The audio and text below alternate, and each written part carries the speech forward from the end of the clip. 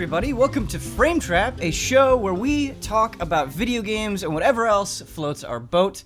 I am your host, Ben Moore. With me, this episode, right next to me, Daniel Bloodworth. Hey, it's been a little while. It has been a long time. I was thinking about it. I can't remember the last Frame Trap you were on, so it's good to have you back. You've got some interesting things to talk about. You've got some big things to talk about. Yeah. Along with Bradley Ellis at the end. Kazuma. I just wanted to say Kazuma. Oh, crap. Yeah, that's out this week. Yeah. I love how, so on the Easy Allies podcast, they have a thing that people say. You can say hello, you can make it funny, you can make it cute. Mm-hmm. We don't do that here, but now you're doing Kazuma. Mm-hmm. I like that's that. Right. I like that. Maybe we can limit it so you can only reference Yakuza in your opening. It's been a while since I've been on this too, right? No, it hasn't been. Sometimes frame traps come together and it's like, okay, let's get these two people on the show and they agree and it's weeks in advance. Sometimes things get so crazy that it's not until the last minute. And so Brad was able to actually step in at the last minute and come be on the show. But it's good news. We usually do some sort of preamble. I ask you something about, what do you think about Easter? And then we talk about that. Just a little bit of one was on Easter, wasn't it? Yeah. We do that to get a little bit of a warm-up. Yeah. Have some fun. Maybe a story or two will come Loosen out of up. it. There's no time for that today. There's no time. There's no warm-up. All business. We're starting straight with the fire because I've finished and you finished and Blood is currently playing through God of War coming out this Friday, and we have a lot of things to say about it, and so I just want to get right into it. I was at a preview event, and so I've talked a lot about God of War and kind of what I thought about the first few hours. But Brett, I want to throw this to you. Mm-hmm. You finished it. Mm-hmm. You're a big fan. Mm-hmm. Does this live up to the hype? For me, yes. I would also give this game a 10 if I reviewed it. So I think it is an exceptional video game. Okay, so you think it's an exceptional video game. You think it's a 10, but what does that really mean? I'm really scared to talk about stuff. Yeah. Because we don't want any spoilers. I don't want to ruin anything for this game for anybody. No, I'll try to tread lightly. Not only do we not want to ruin things for you, but we're also still heavily under embargo. Yes. And so there are a lot of cool things in this game. Obviously, we don't want to ruin them. If you do want to skip the God of War talk, which is completely understandable, no one's going to be upset about that. There are timestamps in the description. There are always timestamps in Frame Trap, so you can skip exactly to the game or topic that you want to get to. We're going to try very, very, very, very hard to not ruin, obviously, any specific story moments. But if you're worried about us talking about the combat at all or very basic things, I understand that. Feel free to skip ahead. Yeah. But there's a lot to talk about, I think, even without ruining anything. Yeah, remember this. Review copy provided by PlayStation. Review copy provided by PlayStation. Put that on the screen right here, We have to say that. Yeah, okay, I'm glad you reminded me. I actually need to make a note. I always forget. Insert text here. Brad, but when I say, what does that mean? What is a 10? We've given 10s to, let's see, Uncharted 4. What was it, 5 out of 5 or 10? 5 out of 5. I'm making an equivalency here just for the sake of conversation. But I think that's it, right? Uncharted 4, Persona 5, Mario Odyssey. That's right. And then Last Guardian and Shadow of the Colossus. Last Guardian, Shadow of the Colossus. Yeah. So in comparison to those games, does it sit right there? Is it above? Where I does would it, say where does so. It sit for you?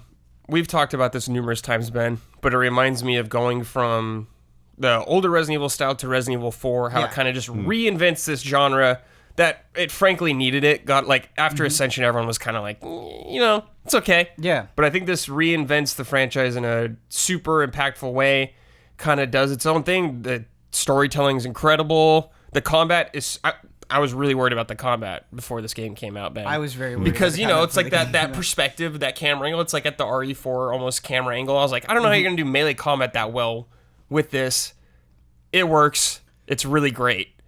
Yeah, if you think about the old God of War games and you think about combat and the Blades of Chaos, part of the fun of the old God of War games is it would often throw you into a room and they'd have just a bunch of guys come at you. Yeah, it's your typical door locked, you got to kill these dudes to get through it kind of thing. Right, and so I was worried with the new game, you would lose kind of that sense of chaos and bloodshed of just being able to unleash on enemies. But to me, at least, in the new God of War, that's still very much It's there. yeah. Blood, do you agree? This is actually, you have not played through any of the other God of Wars, right? Right. Yeah. So you can't really answer the question. This is like a great other perspective to have, though. It is, yeah. So let's talk about the combat specifically. Let's talk about the axe, something that you can throw and then call back from pretty much anywhere. Are you finding the axe fun and satisfying to use? Do you find that there's a lot of nuance to it? Yeah, all of those things. I think it has a really, a good sense of feel. Like when you're making hits, a light attack versus a heavy attack, and how those feels. We kind of before we got on here, we were talking about like when you do like there's these light little like boomerang throws that you can do, and like there's that feels right, and then it's equally like when you do like an overhand cleave and you just like go through a guy's shoulder like that. Oh my god, yeah. There's a really good sense of that. Too. Like everything that you do has a sense of power. Like when you block with the shield, like it's like like you just feel like you knock that thing out of the way. Yeah. And I think that all works. The other thing I think is really it's a weird thing to notice, but when you actually die, when Kratos goes down, it's like you feel it. There's just like this big thud. It's like everything just drops out at that moment. It's like, oh crap, okay. And there are enemies that will one-shot you. Like there are guys that you have to evade those hits, or you're just like, all right, start over, go at it again. Yeah. A big thing for me is just the way that Kratos screams when you get those big hits in. When you're charging it up and he's going, yes. It feels... You feel it, dude. So good. When because you're right, he just kind of goes, and then it just builds and builds and builds, and then as he brings the axe down on somebody, it is exceptionally satisfying. But you're talking about the shield as well. Yeah, I love the shield. I feel like any game that can do this at this level will always feel good, but you can parry enemies, and that becomes really important because you create an opening for yourself. And the clang that the shield makes when you get it just right, the way that it slows down, it just feels like such a huge reward for like, yes, you got it right, now unleash into this guy. So you combine the satisfaction of getting that defensive parry, and you go right into the Kratos scream with the axe. It's just such a viscerally satisfying thing. How could you not enjoy it? But you were going to say something. Yeah. Well, the other element to that I think's been really interesting are the runic attacks. And so these are kind of like they're like ice spells essentially for the most part. Yeah. But they all have different feels, and so you can equip a light and a heavy. And it's been really interesting trying to find the ones that like work the best for me. The heavy that I've been using a lot lately. I think it's called like Ice Troll Frenzy, or I forget where he slams it. Yeah, you just basically just start smashing the ground. Oh, when the ice comes up. Yeah, is that one? Or is it the one where you just keep hitting like? R2 you just keep. You can upgrade it and get in like 2 more hits, and you're just like smashing like everything that's right in front of you with like frost spreading out around it, and it feels so good to do that. And then I just got another one. That it's like a laser beam focused straight out from you. It's shooting a laser beam straight in front of you. But it's like a very narrow window, but it's really cool if you like manage to like get it to where you can like kind of go back and forth between like two or three guys. Yes, and much more so for me than past God of War games is, and granted, I play God of War on normal. That's just what I do, and so that's where my perspective is coming from. But in past God of War games, I feel like I would get a lot of upgrades. Like you could upgrade so many things, but I would use a couple of them. I just didn't feel like it was necessary in most encounters to get through the story to switch up all that much. Oh yeah, I mean you could beat it with square triangle like the whole game. That's essentially what I'm saying. Unnormal. Yeah, that's essentially what I'm saying. I feel like in the new God of War game, there are certain situations in certain fights where I really, and granted, some of these things that I'm talking about are completely optional, but there were certain situations in certain fights where I had to go back, go into the menu, and really take a close look at everything I had and try out different combinations. And to me, that is a huge success because failing at something miserably and then going in and really taking a close look at it, doing it a little bit better, then changing it up yet again and succeeding, like it was a level of strategy that I didn't think I'd be applying to God of War, and that felt so good. And I think one thing that's good about the way those skills are laid out is, you mentioned square, square, triangle. I've only seen so far one where it's like a button combo like that.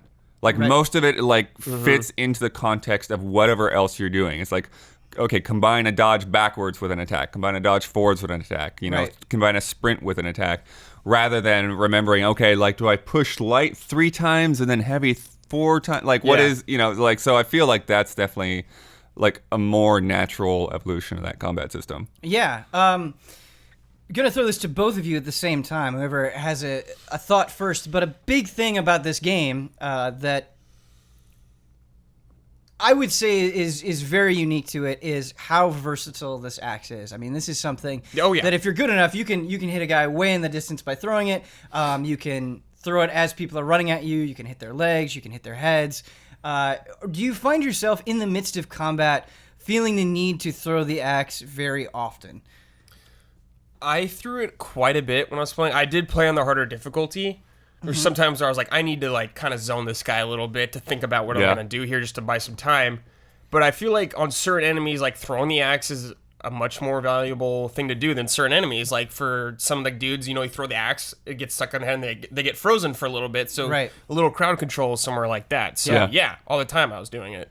Yeah, I think sometimes, throwing the axe isn't so much about throwing the axes. It's about switching to melee and shield. It's it really, like, there are enemies that are just better to hit with your fists than with the axe. Blood, I'm so glad that you brought it up, because that dynamic alone, the reason why some enemies are better to hit with your fist is because there's a stun gauge in this game. And so you will fill up the stun gauge more if you're using the fist in most cases.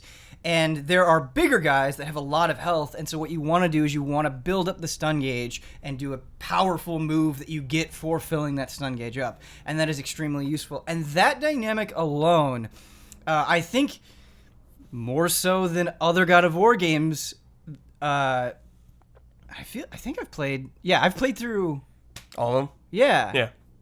I actually don't know. I was thinking about it because I said this last time on Phrase Trap. I think I got to the very, very, very, very end of God of War 2 and I didn't finish it. What? Which I didn't remember. Yeah, I was at man. It was like one of those things where I was like at the end of the game. It was one of those situations that I just didn't finish it. I think that's the only one. I thought I had finished it, but I don't think that's true. So I think God of War 2. Almost happening with Final Fantasy 15. Yeah. It was like I went back like 6 months later and I was like, oh, that was the end of the game. I was like, okay. Yeah. So I think I don't think I've seen the very end of God of War 2, and so I got to go and do that because God of War 2 is my favorite one. And so I just need to go and see the ending of God of War 2 is so good. Yeah. I got to the very end. I think I got stuck, and then it was like, oh, I'm going to come back to this, and then I just never came back to it. Gotcha. Is what happened. But anyway, in God of War, back to the point at hand, I think the enemy compositions are really well done for the most part. They will throw in guys where they're really fast and agile, and you'll need to cleave through them with the axe as quickly as possible. Along with that, you'll have these big hulking guys that you want to fill up the stun gauge for. On top of that, they'll have guys throwing projectiles at you. And just trying to kind of break down the combat encounter and deal with one threat at a time and like assess priority is really fun in the moment. Yeah. The other thing that I like is that I always hate it in games where they start throwing the bigger dudes at you, and it's like, man, there are no simple encounters anymore. There are no moments where I'm just kind of cleaving through guys and feeling powerful. Like, yes, it's nice to have big threats that are hard to take down, but you also want moments where you're just kind of just killing things in a couple of hits. Because it makes the bigger moments more special. Exactly. And I think God of War does a good job of kind of alternating between those different situations where it's not every fight takes forever. Like there are just some moments where it's like, nope, that dude's up there, I throw that axe, okay, it's over. That was quick and satisfying. Yeah. For sure. Yeah. I say the one thing, and this again comes from somebody who hasn't played the past games, but the one thing that is a little bit of a disappointment for me is just the, and I'm sure as I get farther in, I'll see more enemy types, but with the limited enemy types I've seen, I feel like there's just a limited amount of those death animations, those times when like Kratos rips something apart. It's like, okay, this enemy is like every time it's going to be the exact same thing. That's like, something that's plagued old God of Wars forever. Yeah. So it's like, okay, I'm gonna get that exact shoulder rip. I'm gonna get that exact head stomp like every time. The thing I will say in defense of that is they're much quicker in this game than they were in past God of War games. You know, like some of like the old God of War games, you're like pushing 2 quick time event buttons, then you're like spamming circle on one guy. But in this one, it's just kind of like, real quick, rip some dude in half or something like that. Yeah, there are also moments that it's not always, hey, I stun them, I'm going to finish off the rest of their health. It's, I'm going to like whip this guy around and run around with him and charge him into other dudes. Yeah. And so I like those are really good because it's just focus on the big guy and then use him as a tool to take out a bunch of the other. Especially when you're really low on health, it's like, okay, that's very useful right now. That's like super. That's like classic God of War too. You do that in like 3 member and stuff like that. We should mention that too. That like you have to really be careful of your health. Like, you do. Like there's a limited amount of health gems that'll be in an arena, and then you might get a perk or two that will also help you out. But in general, like enemies can take you down pretty quick, and if you're low on health, then you're probably going to be low on health until you beat that fight.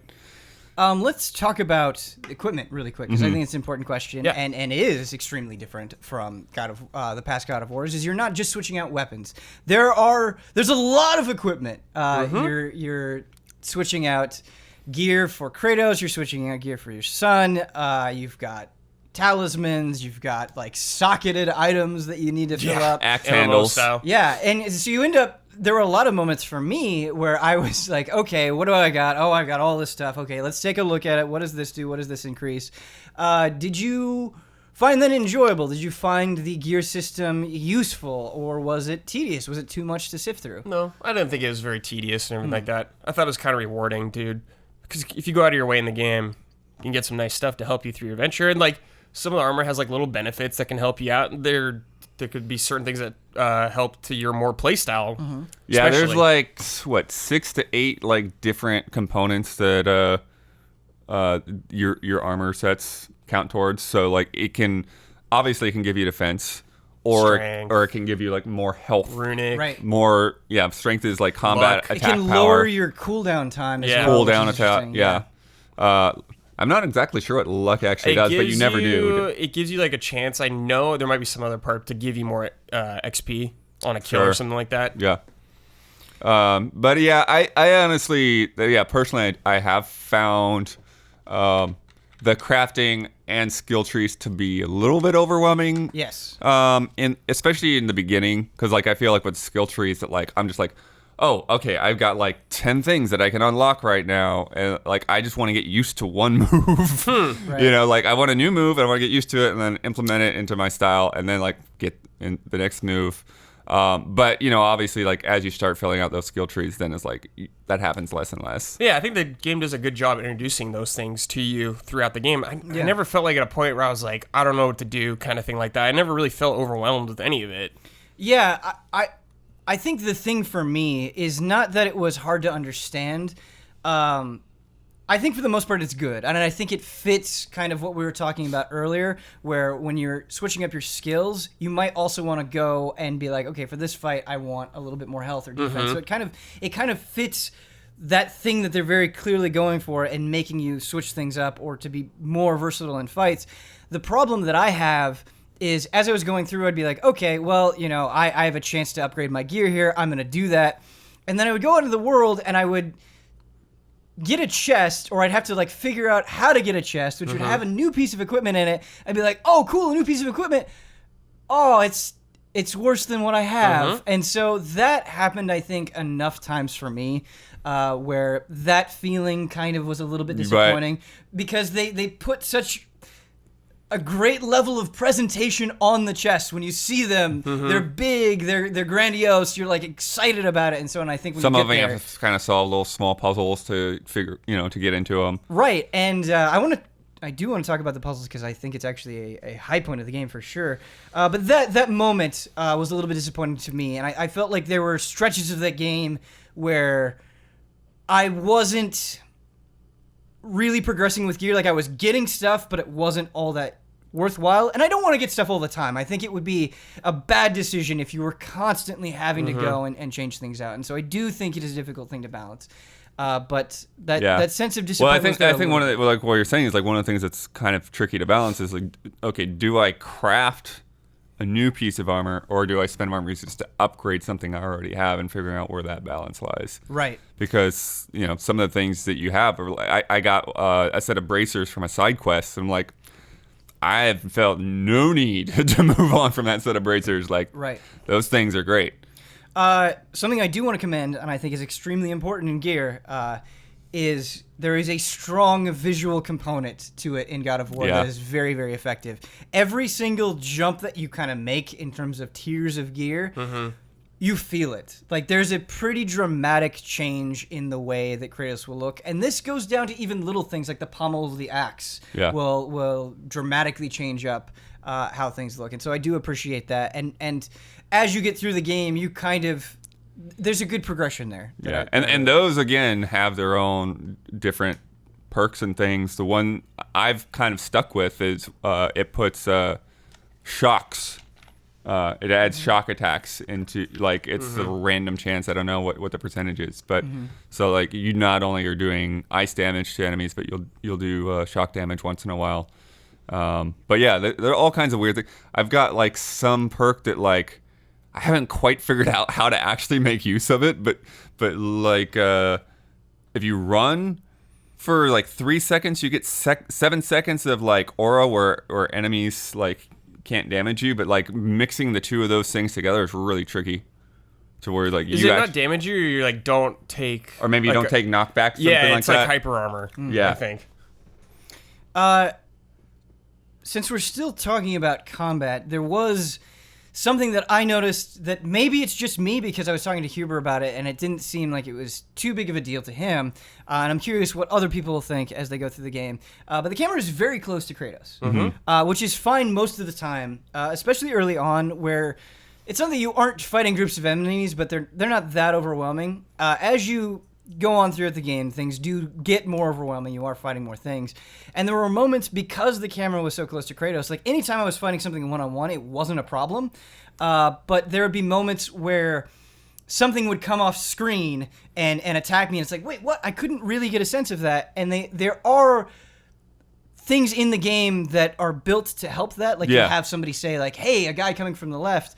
Well, they also have a marker, so they have an indicator, so you can see that there's a guy this direction, and it turns red when he's like about to attack you. So you have that.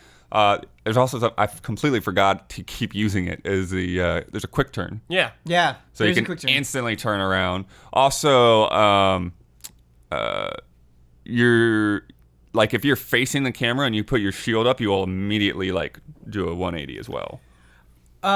You never see the front of that shield. That I admittedly was not using very well, and so that could be just the reason why it wasn't working for me. But I just found moments where I would get hit by something, and the block, like if they hit you from the side, it will still count as a hit, and sometimes it feels like kind of an edge case where you're not sure.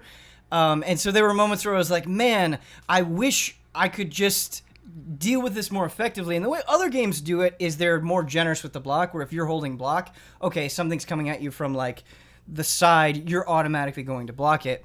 And there were moments where I wish there was that sort of system in place, because it just felt difficult to deal with the threats that I was dealing with. And I think a way around that could be having the camera be a little bit less sticky, but there were definitely moments, especially in big groups, where switching targets felt a little bit awkward. Like it was hard to get to exactly the thing that I wanted. I didn't use lock on a lot of the game. I feel like that's same for me. I'm not really using lock on. I think it was like fine without using it. Okay. See, I used the lock on a lot, and I thought that there were several times throughout the game. Because I was using lock on a little more, and I was like, okay, I don't need this though. Because like I did run into the issue. I was like, I'm trying to hit this guy. I was like, oh, I just ditched it, and I was fine the rest of the game.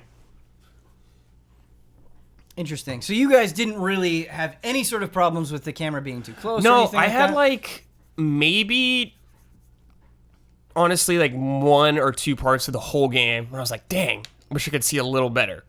I was because I was playing on hard difficulty, I was like super conscious about where I was standing like the whole time and moving around a lot. Yeah. I don't know if that's just because I was playing on hard difficulty and I was like really focusing on that. But I could see examples of like that happening to people like that. Sure. There was like one part where I was trying to block and I got hit on the side. I was like, "Damn!" Okay, so you don't think I'm completely crazy? No, I don't think No, you're no, no. completely crazy or anything like that. But like, yeah, I mean, it wasn't as big of a problem for me. But what you're But saying, I could see that though. For people. Yeah, I think the close camera definitely heightens the sense that like you need to keep your distance. Yeah. Like if you're gonna take these guys on, you need to get your distance. You need to get to a position where you can see a group of guys that you're going to be focused on and know that the guys behind you are not going to be right up on top of you. And I think the game gives you a lot of tools to like get out of that scenario too. Like you can roll back real quick like that. Like we said, it has the markers. It turns red if someone's going to hit you. The spaces aren't super tight. Yeah, the space, they often give you a lot of room to move around. yeah, and it is very reassuring, not only in terms of skills and abilities that you get. There are so many that are useful that you forget that you have them. Yeah. But you're right. Things like the quick turn are there, and I appreciate the level of effort the game went to kind of address these things. And it gives you other tools, like with the shield, you could use a move that like knocks people back if you need a little space like that. You need a space you got to trip someone, you could do that, or you freeze someone in place. Tripping somebody and then the cleave? Yeah. Yeah. That's pretty good. Yeah, When Blood gets excited about a kill, you know it's a good kill. I wouldn't say it's obviously perfect or anything like that, but it gives you a lot of tools to help you get around a lot of the issues. Sure. It's okay. The way I translated that is, you guys are pros. They're the best. We are sponsored. That's Big right. MLG Bloodworth. That's right. Big MLG Brad. I understand. No problems. Hard difficulty. Let's talk about the puzzles, because there are a lot of them. Yeah. There are a lot of puzzles. Both puzzles that you need. I'm nervous about puzzles, but sure. What's that? I'm a little nervous to talk about puzzles too much, but Yeah, I don't want to get into specific puzzles. Sure. Yeah, I don't want to bring up ruin specific anything. examples. But there are puzzles. I don't think it's too ruinous to say there are puzzles. And, What, in a general sense, what did you think about them? Did you I think enjoy they going through were them? much quicker puzzles than the last God of War games, where you'd spend like 20 minutes sitting in a room. God of War. I was talking to Mike about this, and he said they kind of felt like brain teases almost, a little something like that. They're not like, a lot of times they're not like super complicated processes. It's just like a few little things here and there, and you're usually good.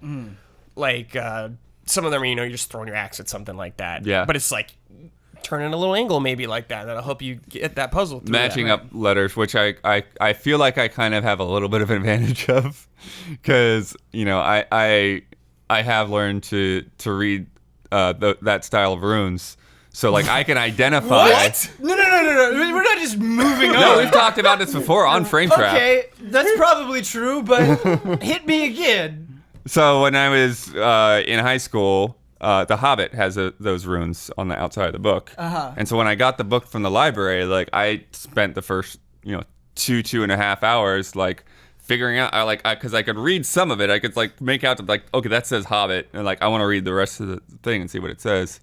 And so like I spent like 2 hours or so like deciphering it based on, there's a little bit of a like foreword that talked about the runes, and then like from there like they gave me a couple of them, and then I like figured out the rest that were on the front of the book. And then eventually I think Lord of the Rings and the appendices like had like a whole list or something like that. But it's a little tricky in God of War, because they are mixing, like they have the runes, but then they are actually using like the way some of those words are spelled, dude. Like it's like I don't even freaking know. It's like they're actually using like Norse words and stuff here and there. But then there are times where like I can kind of read something like dwarves, written on something. That is or so cool. Fafnir or whatever. Forget about Seriously. MLG, dude. Blood's translating runes. We need a. So there's MLG, right? And then there's like this Bloodworth tier. Archaeologist. But Pro basically, gamer like, and can read runes. like, but where it comes down though is like with a lot of the puzzles where like you're trying to match up letters, it's easier for me to like conceptualize that, because it's not just some weird sticky thing. It's like, okay, I need like a C, a P, and a U, and like got it. So like go looking for the CPU or whatever. So. Okay. One thing that I want to talk about, and it's funny because I feel like I'm bringing up minor critiques for the sake of conversation. Sure. But there's like a little boy inside of me that just wants to scream about God of War. But for the sake of conversation, just thinking about things that did get to me a little bit in the game is there are chests that you need to open, and there are runes that you need to kind of find in the world, and you need to hit them. And the way that they use that puzzle is oftentimes very interesting because maybe you'll have to manipulate the environment, or maybe there will be a clever place that you have to look, and you have to kind of figure out why they want you to look there. Sometimes you have like a limited time to hit them. Yes, the limited time to hit them, and sometimes it's just raw dexterity where it's like, okay, I can see everything. How do I make this happen? Yeah. And then it's like a puzzle, like, oh no, I have to do this in a certain way in order to be able to hit the runes fast enough to open the chest. But there were several moments throughout the game, and they do use this rune puzzle to open chest thing quite a bit. Yeah. There were moments where it's like, okay, I found 2 of the 3 runes. Yep. And I know this third rune is here, and it's just one of those things where it may even be obvious, but just for whatever reason, I can't find it. Right. And so I'm like sitting there looking around. Was one of them the one by the Thor statue? The extra Thor statue that was kind of tucked away outside of the main... No. Okay. No. Because there's something else there that would probably make it more obvious what I'm talking about, but I don't want to spoil that. So, but yeah, there is an area over there where I was always like I can probably say Dwarf King Castle, and that doesn't spoil that thing because you don't actually see a Dwarf King. But I got it was a similar thing where it was like I got 2 of them and then like just kept doing circles trying to find the third one. Right. And it wasn't like it was someplace that was totally unexpected. It was just like behind things to where like you had to be at the right angle and look in a direction that you weren't normally going to be focused on. Yeah, and so I think the ultimate point there for me, and it's nice to hear you agree with that, the ultimate point there for me is it's a very cool idea, and it's used in creative ways, and they get a lot of mileage out of it, but at a certain point in the game, I was like, okay, I think I'm ready to move on from this scavenger hunt kind of thing. Yeah, and there's not a clue either. It's just like look around. Right, and it should be said that this is optional stuff. You don't need to get in those chests, but you want to get in those chests. I mean, let's be real. Brad, did you find yourself getting sick of that scavenger hunt as well? I feel like they never took that long though. Sure. I was not for like MLG Brad. Honestly, they took me like maybe the hardest one I got stuck on was maybe 10 minutes. Okay. Where I was looking for it. That wasn't enough for me to get like freak out about it. I agree with you. Or I think there were a couple or if that I took was me about like 10 minutes. annoyed with something, I'd be like, oh, I'll just come back later or something like that. I'll figure it out later. Sure. Brad, I feel like we should play more things together because you'd just be like that voice of reason. I can be very bullheaded, I've found, when it comes to games, which can be good. A lot of times when it comes to bosses, it'll be good. Oh, sure. Yes. But speaking of bullheaded, yeah. So there's a place fairly early on where you spawn these 2 guys that can one-shot you. And the first time I was there, I was like, yeah, I'm not going to try to fight these guys right now. But then I went over. I went off. I had done some side quests. I had done some main quests, and then when I kind of came back into that area, I'm like, I'm gonna go see if I can fight those guys now. They could still one shot me, but like this time it was like, nah, I could take them. It's like possible. So I spent like 30 minutes until I took them. You know. Did you realize because they don't. Maybe they outright explain it to you. I don't remember them outright explaining it to you. Those guys, there's as you equip gear, you'll have a level, like a total level. Yeah, for your, light level. And there are some spots in the world where it's like, oh, these guys are like 3 or 4 levels above me, and they'll have different colored bars depending on their. Okay, so you got all that figured out. All right, great. Good job, Blood. But I was like, yeah, I don't need to wait. I could probably come back here later and do this easily, but I'm gonna take these guys on now. Yeah, there are a couple of moments, and I like that they do that, where you're not sure if you're quite strong enough to do it, and they might beat you a couple of times, but if you play well enough, you can get through. Right. Also, there was something that really surprised me. You get like these little treasure map things sometimes. Mm-hmm. Yes. And I got a treasure map for a place I had already been to, so I was like, oh, okay, I got to go back. Funny thing was, I went back to the wrong place. I like misread like the location, went back into the completely wrong area. But when I went back in there, it was like, wait a minute, like the enemies in here are way harder than the first time I went through this space. It's like, so I don't know how often that happens to where if you revisit an old location, like you'll just have to deal with harder guys. Yeah. There's some mix-ups.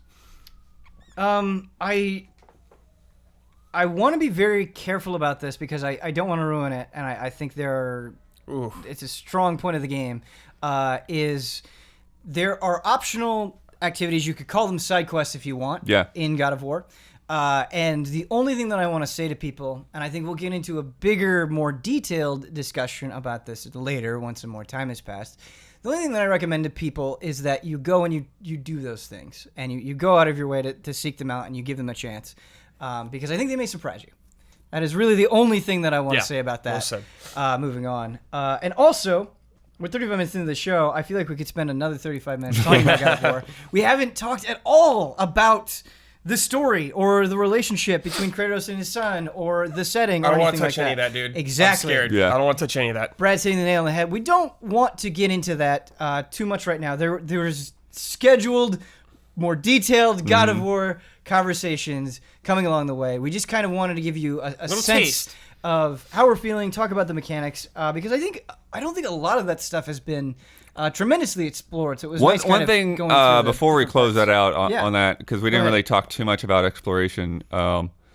There's been a lot of like weird back and forth about whether this is an open world game or not, or a linear game like old God of Wars. Right. I don't think either one of those categories fits this game. To me, this is more like an older Zelda game. Like you have these kind of bigger spaces that you can explore and go back and forth to. You're not blocked out from many parts of the world, if any parts of the world that I can think of. But it's not like you just go off and pick a direction. Like it's very kind of designed pathways and spaces and all of that. So yeah, I think more like an older Zelda game is probably a better concept. Absolutely. Brad, did you have any other closing thoughts, or are you ready to move on? No, dude, I don't want to talk about anything. I'm scared. But you liked it. I did like it a lot. You like it a lot. I like it a lot. You like it a lot. I liked it. I was like, I want to wake up early and play. Yeah. Isn't that exciting? Yeah, like that doesn't happen that often for me, so it's nice. Brett, I actually think that is a good note to end on, because that is a feeling that I had as well, where I was so into God of War, I was having such a good time, that it was a game I just couldn't wait to play. Like when I wasn't around it, I wanted to go and I wanted to play it and I wanted to get my hands on it. And that is always good. It's invigorating to have a game like that. A lot of moments where I was like, okay, I'll stop at like this time, Right. Get to that time, I'm like, oh, I'll give you 30 minutes more. I'm like, yeah, maybe an hour more. Right. It was one of those things. When it ended, I just was like, take me back. Take me back to that place. Blood, I want to move on to you, because you've got a game that I'm so fascinated by. Okay. And that game is Minit. Yeah. Tell me about Minit, Blood. So as the name suggests, you are given a minute at a time to play this game. It's like an old school, like super old school Zelda game, top down. You kind of move like screen by screen around the map. And what happens right at the beginning, it almost feels like it's taken straight out of Link's Awakening, is you find a sword on a beach. But when you pick up that sword, it's cursed. And so you have 60 seconds countdown. And at the end of 60 seconds, you die. And when you die, you respawn back at your house. And so most of the world kind of resets, like enemies and bushes and trees and stuff that you've chopped down resets. But then you keep like key items, and there's some other things that are kind of like progression-based stuff. So it's one of these things where you have those 60 seconds to figure out what you're going to do next and get it done, or like find a hint or whatever. And there are times that the game kind of trolls you too, where there's this old guy by a lighthouse and he starts talking, and it's just like the slowest text scroll. That's super funny. And he just keeps talking and he keeps talking. It's like, if you want to get the hint that guy has, you've got to basically wait a whole minute. Yeah. Right. Blood, it's such a inventive premise for a game that when I think through it, though, I envision having moments where it's like, oh man, like for this life, I accomplished nothing. And I feel like if you have too many of those times, it could get discouraging and you wouldn't want to kind of keep beating your head against it. And so the game would have to be designed in such a way where you kind of feel like you're always taking little steps forward, even if, ultimately you're failing. So how successful is it at doing that? I think it really is very successful at that, because I think, because like the first thing I did with it was I just streamed it for an hour, but like that hour was just gone. Ooh. Because you're just constantly on that like rush, that push to like, okay, I've got to make the most use of my time, that you stop realizing like that's happening. Right. And the other thing that I think is really good, and I mentioned this in the review as well, is that like Zelda, you get items that like give you new abilities and allow you to go to new places, but it's never about like, let me go into the menu and switch from the glove to the boomerang or anything like that. Like everything is like additive to your like base abilities. Oh, that's good. Yeah. So, it's like, okay, you've got a sword and now you have an ability that lets you chop down trees with your sword. It's like you get a thing that like lets you like push boxes, but you don't need to change equipment to do that. And so like I think that stuff like all ends up working out really well. And so there's like only like a handful of items that like you like put your sword down and you'll pick up something else to use for a puzzle. Gotcha. But yeah, most of the time it works really well. The other thing that works well in this design is there are multiple homes. So basically multiple respawn points. So like when you get to a new house, it's like, okay, good. Like I've got a new central location. I start fanning out from there and figuring out what's around this area, rather than always getting pulled back to the same starting point. And there are some other shortcuts and secrets. And I think that's one of the things that's really surprising is the amount of secrets that the game does have. Because I remember I had gotten a pretty good ways in before I found my first coin, and then I came across a guy that was like, okay, you can get the fast running shoes if you give me 7 coins. I'm like, oh crap, like I gotta find a lot more coins, and then there's a lot more than 7 coins in the game. So it's and the way a lot of those things are hidden is pretty tricky, pretty diabolical sometimes. But it was one of those games where like it was so quick and it was so fun that like I played through the whole game like 3 or 4 times in one night to get everything. Wow. 2 questions. Do you ever get anything that just straight up lets you move faster? Is that necessary? Yeah. That's what I was saying. The item that gives you 7 coins. Oh, the boots. Yeah. Okay, I must have just completely missed that. So forget that question. So you actually do. There's actually a couple of spots too where like it's impossible to get to an item without the boots. Not to progress. But that's the other thing what's really good about this too is you don't need everything that's in the game to beat the game. Cool. Yeah. So one of the things that you can do is basically sort of speed run it, figure out like how quickly. Is there a way to kind of get a perfect run where it's like, okay, I did get everything, I saw everything, and I finished it? Yeah. Okay. Yeah. That's part of it as well. So. Okay, and do you get a different sort of reward or ending for doing it in different ways? Yeah. There's without going too spoiler in it, there are multiple alternate new game pluses, I guess I could say. Multiple alternate. Whoa. Okay. Yeah. Very interesting. Another question. When you're first starting the game, visually, I mean, is it overwhelming with what it's trying to communicate with you? Because I can imagine just having that minute is stressful enough on its own.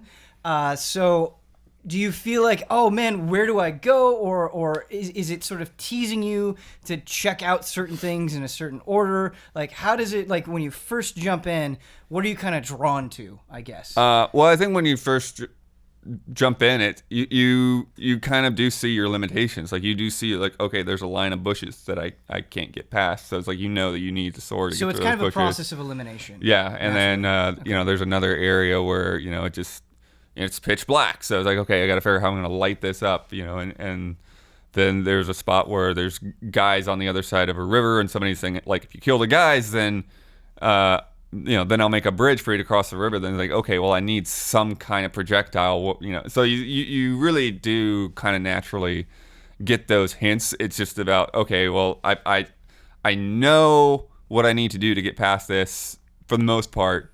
But it's just like, where is that? Where's that item? And then remembering to go back and use it. But again, it's such a small game, small world that, it doesn't take you long to like figure out, like even though you backtrack a lot, like it doesn't feel tedious. How much is this? $10. $10. $10, baby. Yeah. What a reasonable Cool price. 10. This I put a star next to this one. That little star that I made next to Minit is like, hey, I need to go check buy that out, this. dude. Yeah. What drew you to Minit? Like, how did you find out about it? What made you want to play through it? Well, I found out about it booking E3 appointments last year. The benefits of booking, because I'm sure it's mostly like overwhelming and stressful, but you get to see everything that's gonna be there. Yeah. So I played a little bit of it at my Devolver press appointment last year, and so once it was coming up, it's like, oh yeah, I wanna review that game. Yeah, good stuff. Nice. Brad, you also, I was getting the rundown for Frame Trap. I always come to these guys before the show and I say, hey, what do you want to talk about? And Brad said, hey, I've been playing Rise of the Tomb Raider. Yep. Which is awesome. Yep, trying to catch up on my backlog, man. Nice. Yeah. So is that it? Is it just checking boxes? It's a game I've had, and I was like, I need to get to this one day. And the time was right, and I was like, oh, let's get to this right now. Did you play the 2013 Tomb Raider? Yes, I did. Okay. Did you like it? Yeah. How do you feel about Rise of the Tomb Raider? Good. I have problems with it. I think the story is super forgettable and boring. Oh yeah, the story is so bad. I think all the characters are pretty bad. Like, I'm not interested in anything. I think the gunplay is not great either. I think it's okay. It's serviceable, I guess. I'm just kind of like, But the strength of the game, I think, is the open world kind of nature of it. Like, I know these two games get compared all the time, rightfully so, like Uncharted and Tomb Raider. It's kind They're of kind of cribbing off each other a little bit here. Like Tomb Raider's kind of going for this more like you're in an area here, you can explore and find things, but there's your story objectives over here. You'll do your set pieces and everything over there, kind of thing. I think the best part of this game is just kind of exploring these optional areas. There's tombs that you can explore that have like fun little puzzles within them that you'd kind of expect in an Uncharted game, except that you would have to go through. These are optional if you want. You get like a nice little reward for doing them, which is great. I found the tombs to be super creative as well. Yeah, like they really are the highlight. That's the thing. Like with the main story and everything like that, there's nothing like that really. There's like, I'm a little more halfway through the game right now. I haven't run into anything in the story that's been like, here's this like sweet puzzle or something like that. It's more just like shit's falling down and everything, like get out of there, kind of like set pieces, which is fine. Yeah. But because the game gives you the other stuff I want too on the side. So I'm having like way more fun kind of doing that, just exploring environments, killing your animals, upgrading stuff, the typical Ubisoft thing you expect, even though it's not. I'm trying to remember, was this game or the one before it? Is there like a place early on where you fight a bear? Yeah, it's this game. It's like real early. It's Rise of the Tomb Raider. Yeah, it's Rise of the Tomb Raider. I was really annoyed where like you skin the bear and then the bear is not skinned. Like it's still just sitting there. Like what? Sure. Why did this happen? Yeah. Why even do this? I have all the DLC apparently because I got the PS4 and it comes with everything. Oh, okay. And there's a bunch of outfits. Well, not really, because it took a year later to get that. I'm just Right. kidding. But Just kidding. there's like a ton of outfits in it, which is cool, and they give you like different perks, which is fun. Like one of them, you can get a higher chance when you skin an animal to get like a better piece of meat or something like that you need to upgrade, something like that. Or like, hey, maybe when you shoot your bow, you have a chance to like not use an arrow, something like that. Just cool little things that inspire you to mess around with gear. So in your overview here of Rise of the Tomb Raider, you've given me some good things and some mediocre to bad things. Let's talk about the good things. And Blood, you kind of chimed in. You lit up there. I saw the twinkle in your eye. You talked about these tombs. You said they're very creative. In what ways are they creative? I think they just do things. It's weird because it's like I almost feel like it's a spoiler, but it's been so long now. There's one tomb where it's like it's called The Voice or something. Have you been to this? I don't think so. I haven't done all of them yet. still making my way through them. It is. So the idea is that there's this temple that was built. It was like, the voice of God or something like that. It was this temple that was built around like this naturally occurring space where like wind was blowing through a rock formation. And particularly if you're playing on like a surround sound system, like the audio design of that space is just almost otherworldly. Like you start like climbing your way around the corner and you hear this sound and it's just like, what the heck is that noise? And once you like actually get up to it, it is just like all encompassing. This it's a really, really cool space. Yeah. The tombs are kind of cool, Ben, because like they're often like little areas, like a specific thing. Like I think one of the things I went to was like a clinic or something like that, and you get like little items here. You can find out kind of more about the area. Some of the puzzles, like you get ability to like shoot your bow at something and like pull it with like a rope, and you can use that bow to like shoot a lever and pull it, and it raises something. Then you jump over here and you shoot another thing to like keep it up like that. It's like puzzles using your rope a lot. There's one I was in a boat. It was like a river or like a stream going down like at pretty fast current, and there's boats you got to go through, and you got to you don't want to go too far the boat, you'll crash at the rocks. You got to shoot it against like wood to pull yourself along the water, and you got to keep doing that, kind of go through them. Like they're usually like not very long either. They're like 10 minutes maybe, like that. Good just brain enough. teasers. Good brain teasers. A little more puzzle than I would say than God of War. I see. Yeah. A little bit more involved. But yeah, they're just like nice cool little breaks you can just tackle whenever you want. You mentioned rewards. What kind of stuff are you getting? You find it worthwhile? Yeah, they're like a lot of them. I think I got were like passive kind of things like that. Maybe not necessarily like a better gun or something like that. They're like permanent bonuses. I can't remember exactly like some of them, but they were just like, oh, sweet. Okay. I wouldn't have got this any other way. So your reaction to these rewards is I was like, these are worth doing. It's not like I'm just getting like gold when I don't need money or something like that. Right. Okay. The one thing when you going back to the story, one thing that really annoyed me with the story is there would be like multiple moments when Lara is like stealthing around the bad guy, and like just kill him. Nobody knows you're there. Just kill him now. Just do it.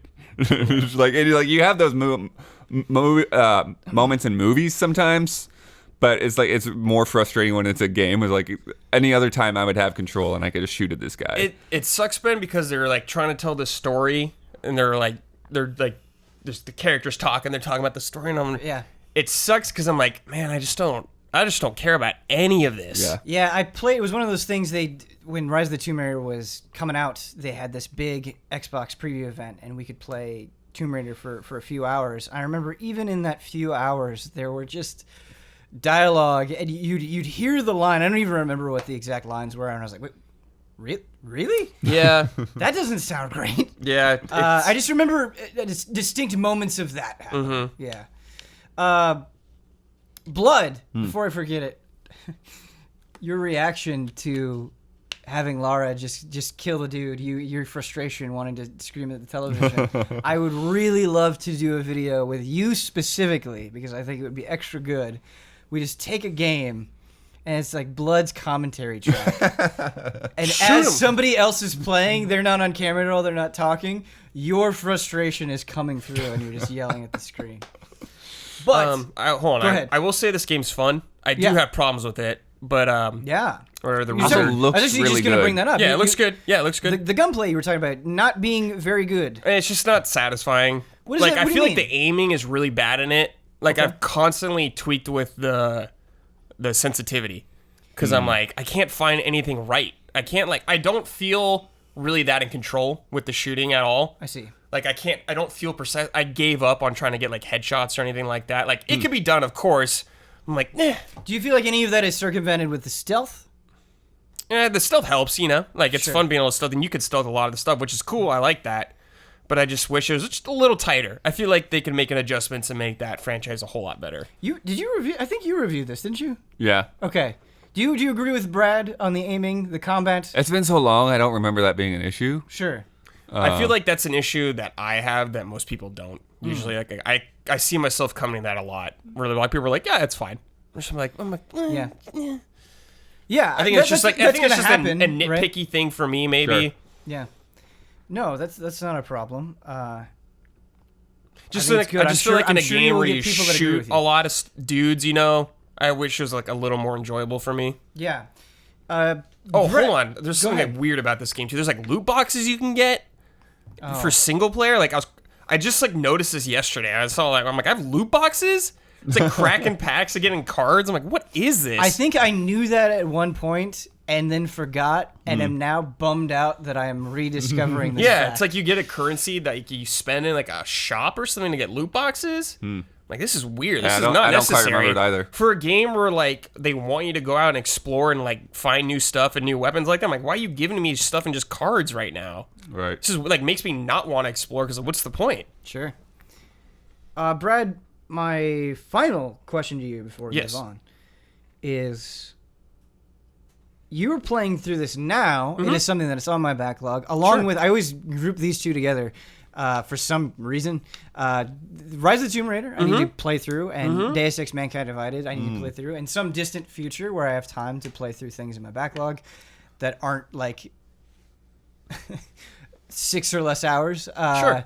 Would you recommend going through it now? Is it worth it? Because it seems like you have some pretty severe problems with the combat and the story, especially. My expectations are in check, though, kind of like playing with this thing. I see. Like, you could still have a really good time, Because when I think about it, the 2013 Tomb Raider game, I enjoyed. I liked it. I don't think I was quite as high on it. I think as you'll other feel people exactly the same about this one. Okay.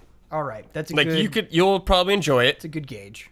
As Mike likes to say, like, feels like a nice swimming in sevens right now at this point in time. Okay. Where are we at in the pool? Is the tide... Where are we at? Is it high 7, low 7? I haven't beat it yet, so I can't say for sure. But like, mid or higher 7. Okay. So like a good, nice, warm, 7, pleasant 7. The old 7.8, the old Damiani. A 7 that you're excited to see in the summer. Yeah. Your special 7 sure, house. Yeah. Okay. Good stuff. Blood, you're bringing the hits today. Things I'm very interested in. You got another one. Little Nightmares DLC. I very much enjoyed Little Nightmares, and they've got this DLC, and I got a message from somebody, I don't know if they sent it to you as well, they're like, you gotta play the DLC. It's a huge part of the game. And that is a face that disagrees. Don't agree with that. Oh boy! Yeah, I actually have kind of been saving this up for a frame trap, and I just played through it yesterday. And I think the way it was released was a little weird because they released it in like, there's 3 chapters and they released each chapter separately, and I don't know why they didn't just put it out as one thing.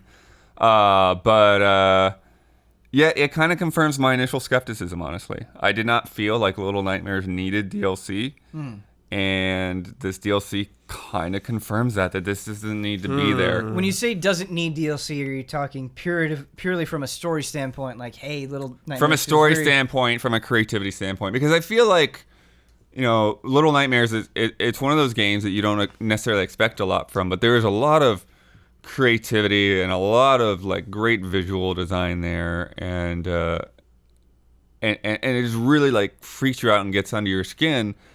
And then you get into the DLC, and it's like, here is another character that's not as interesting, and going through not the same levels in terms of design, but the same areas, so they look like the same levels. So that definitely sounds like a bummer.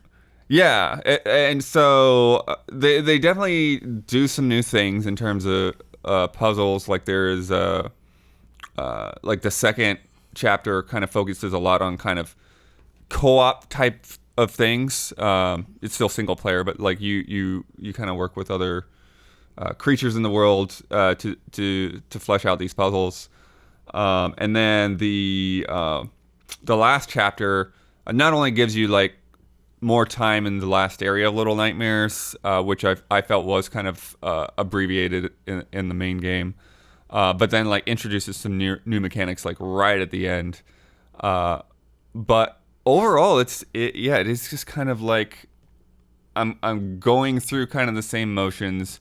I'm not seeing like any new freakish new characters. Like I'm kind of here's the long arm guy again. And I got to stealth around him and and so it just doesn't have that same sense of wonder to me, particularly, even like going through it even like a couple of months later. You said the main character that you're playing as isn't as interesting as the character in the main game. Why is that? He's just like a mop-headed little kid. They even just call him the kid, I think. Like, it's like, and I think, neither one of them really has a face. Like, Six is like covered up in this kind of raincoat, whereas the kid, is like his hair is kind of covering his eyes. So you just kind of like see his chin underneath. But yeah, it is just, I don't know. It's just not as intriguing. I mean, mechanically, like they both kind of play the same. And then I also feel like what's odd is I think the DLC is fewer chapters, but it took me longer to play through. And I think that also kind of made it like more of a drag, because I'm not really experiencing new areas. I'm just dealing with puzzles that are either harder or just a little bit too obscure. Like I actually ended up looking up things 3 times, and two of them were just like completely stupid. Like one of them was I forgot I had a run button because I'm picking up the DLC, right, rather than like there's no tutorials like this is how you run. It's like, oh yeah, that's why I can't make that puzzle work, because I'm not running. Sure. And then there was another one where it was just a matter of like reading the environment, like, and like you had to be in like just there were like these doors that you had to open, but you had to be in like just the right corner of the door to open it. And so like I went up to it and I tried to grab it, and it's like, oh, I guess these don't open. And then I looked up the solution, and it's like, oh, you open the doors. Like, oh, I have to be on the right corner, the exact spot to like make that door open. So that was so some of that stuff just felt like it wasn't necessarily the most intuitive. When this person messaged me, it seemed like they were implying that there were like story revelations, or you got a stronger sense of the world of Little Nightmares through the DLC. Did you find that to be the case? Yeah, it's hard because that's kind of spoilery. Yeah, I don't want to spoil it. I guess the ultimate question is... The way they do tie it in, but I honestly think the way they tie it in is kind of bullcrap. Oh. Bullcrap isn't, it feels like very contrived. Yeah, okay. It just sort of comes out of nowhere, and it's like, oh, I see, but I don't really buy it. Okay. Lore purist right here, dude. Blood, this is the exact opposite way I wanted this conversation to go. Sorry. Because you and I have both kind of been on the same page with Little Nightmares. Yeah. Where we've loved it. We think more people should play it. It's a cool little game, and this DLC does not seem like it is completely up to snuff. And the thing is again, it's like, it's not bad. It's not that much worse, but I think that this is a game that, and I think with most horror games, like, you don't want just more of the same.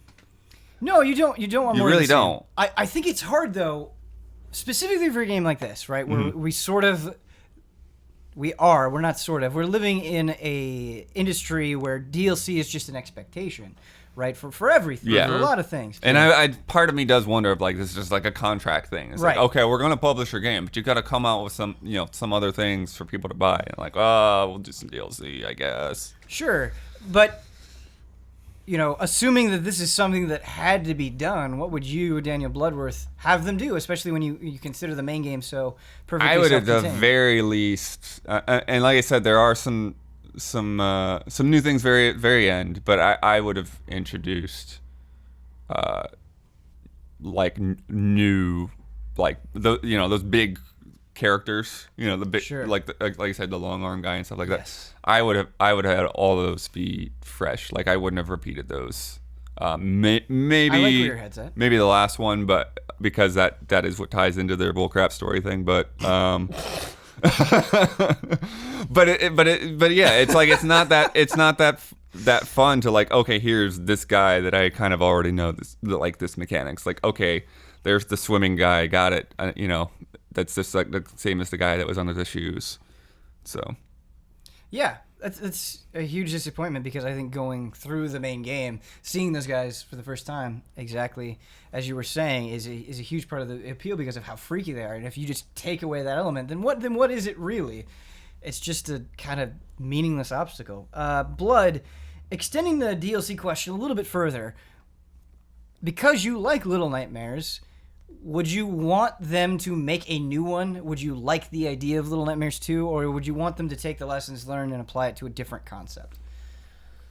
I could see it going either way, because I do think that world is rich enough and complex enough to expand on it, and I think that's where this DLC fails. It doesn't really expand on it that well. Okay. And so I think that the possibilities of like what the main character, what Six could end up doing next are interesting. I think the possibilities for what else is this world about, what is happening outside of this little kind of space that they're in. I definitely think that there's more room to explore. It's just the DLC didn't particularly do that. That's disappointing. Do you know what else is disappointing? You, Daniel Bloodworth. Uh-oh. One of the most responsible allies also triggered the word. What was it? At least that's better than me just being disappointing on my own. The way that pause came out. Bloodworth is never disappointing on his own. No. Blood, it's always an unfair question because we say many words, but do you have any idea what you said that triggered? I have an idea. What is it? Bullcrap? No, it's good though. It's a good guess. Mop-headed. Mop-headed. Okay. Mop-headed. Yeah, I guess the demons just don't like mop don't heads. like that style for some reason.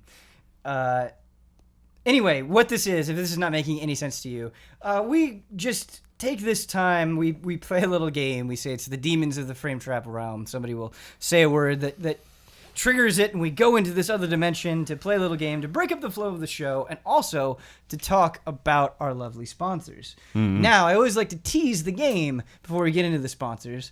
And sometimes the games are a little bit more involved, but sometimes it's just the simple ones that work well. This week, it's going to be multiple choice, and it's going to be best sellers. So I'm going to give you a platform, and I'm going to have you pick from 3 options the best-selling game on that platform. Now, what makes this a little bit tricky is pack-ins are included. Okay. So keep that in mind. I don't know where you found those stats, but cool. Wikipedia, so Okay. Legit. not super reliable. Don't take this as Just a little fun little game. Yeah, just got it from Wikipedia. Fun little game. Yep, that's where it came from. But our sponsors, our lovely sponsors who support this show and Easy Allies. The first is Greg, TheDarkKnight Kettering. Greg is the longest frame trap sponsor, so thank you so much, Greg. And Zen Market, who has also supported the show a lot. Thank you so much, Zen Market. But if you're not sure what Zen Market is, it's the place to get games, anime, merch, and more directly from Japanese online stores. You can even bid on Japanese auctions in real time. With the flattest fees in the biz, Zen Market is the downright nicest way to start importing Japanese goods yourself.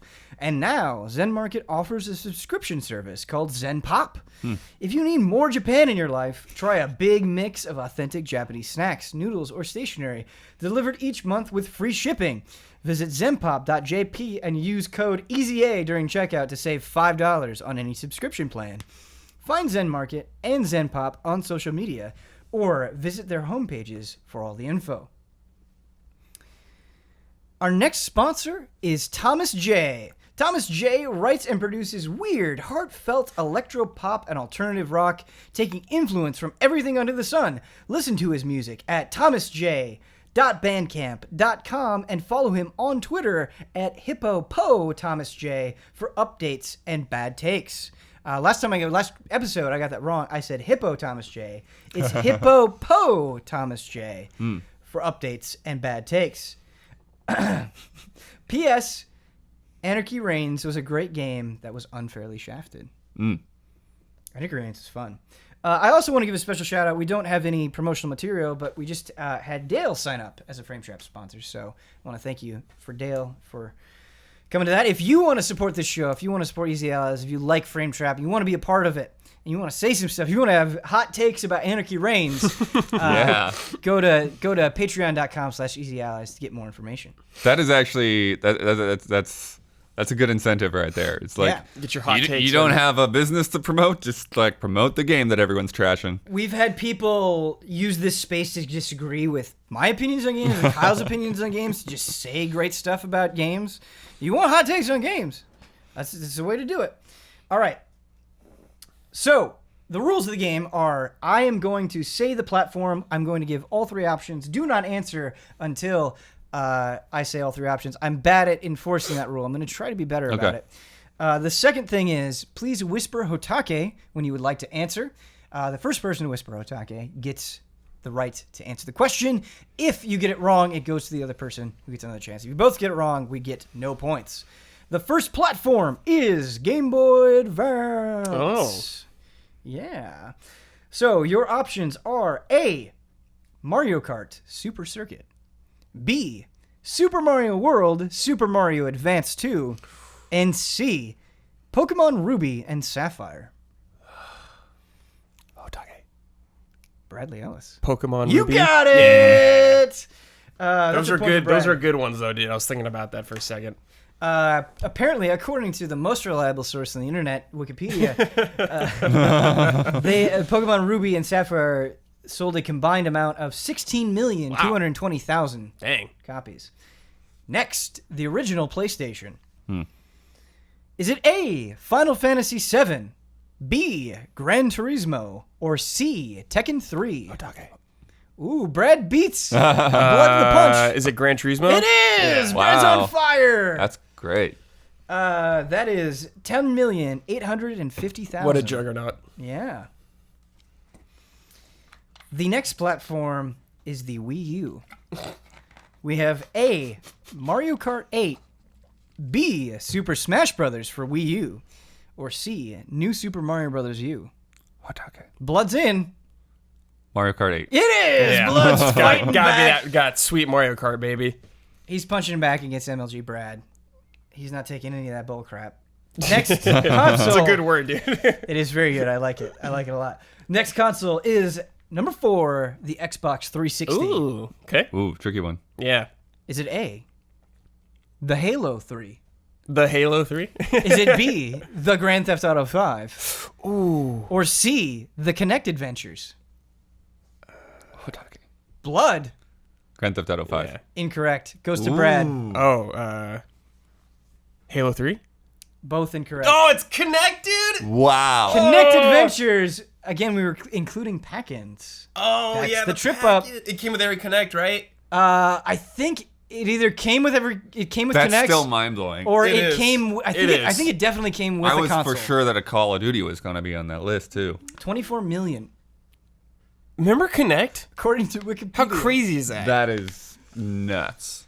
You know what? I'm glad we got that one wrong, all right? Last one, Blood. You can tie it up to do a dual breakout of the frame trap with Bradley Ellis. The last one. We're going back to the past. Atari 2600. Oh, God.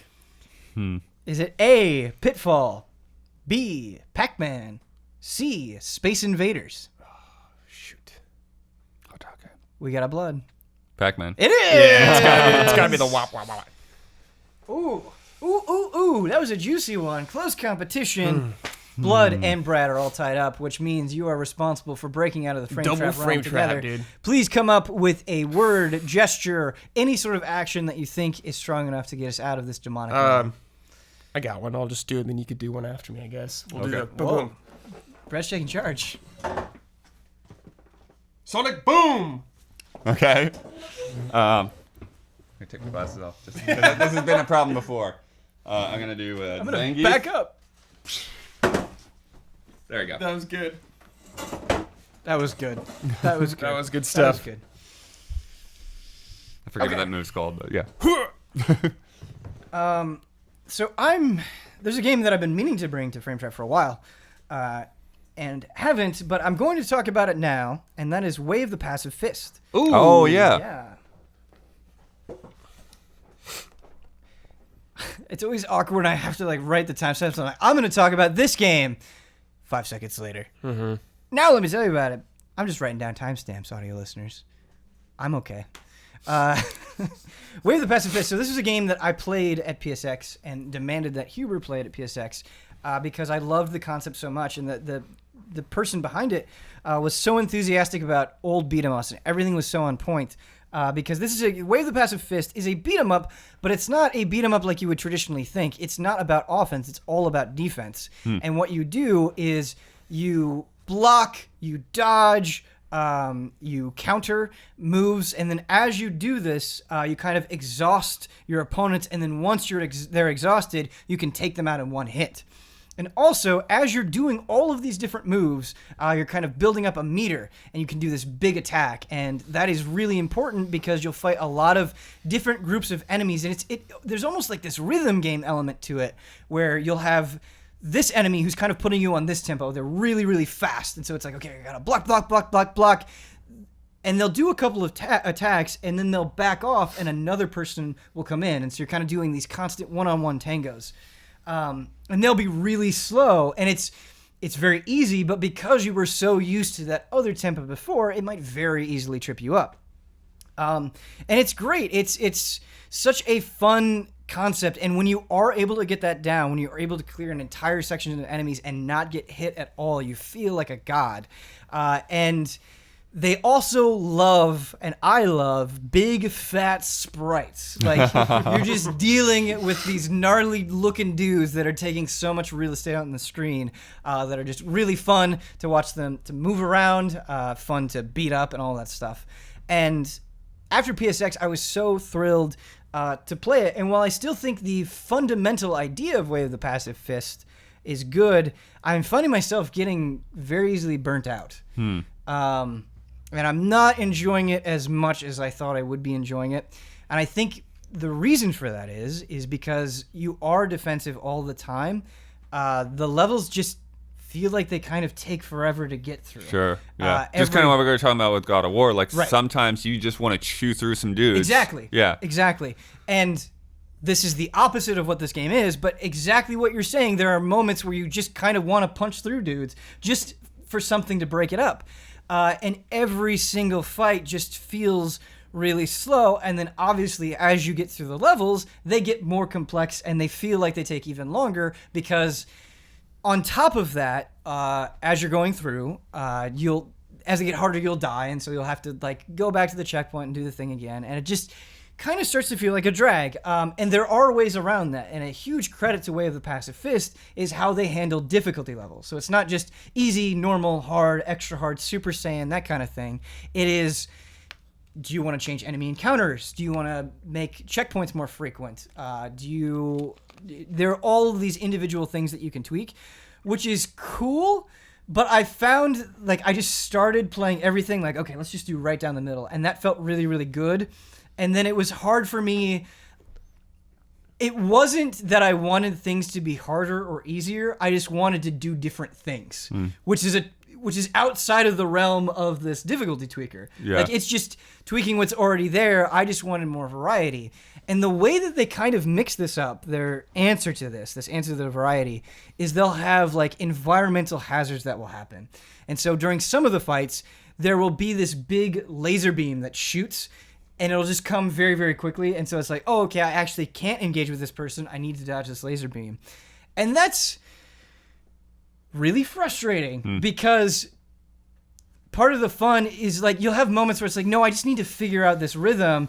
Oh, this is just a distraction taking me away from this. It doesn't feel like a fun thing to overcome. It's just when you're kids and you're playing in the middle of the street and you're getting really into the game and then a car comes by and you're like, wait, we got to move out of the street.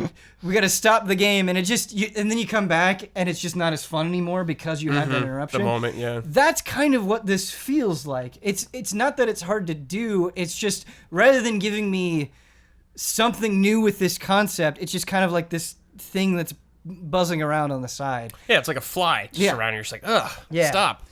Yeah, and so I'm not having as much fun going through Way of the Passive Fist as I thought I would. I thought I would get, and it's just like, okay, I'm just gonna run through this very quickly. And after doing like a couple of levels, you feel really full, and you're like, I'm good on this idea for now. And I still enjoy it, and I still think the fundamental concept of it is so good, and it's one of those things where I want them to do more with it. Yeah. There need to be more beat 'em ups, I think. Yes. Yeah, But for sure. I find when they bring beat 'em ups back, it is sometimes it's just a little bit too literal, where it's like, hey, do you remember those games? We're just doing that again.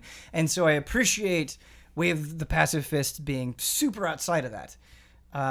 But yeah, what are beat 'em ups, I suppose, if you were to make a new one?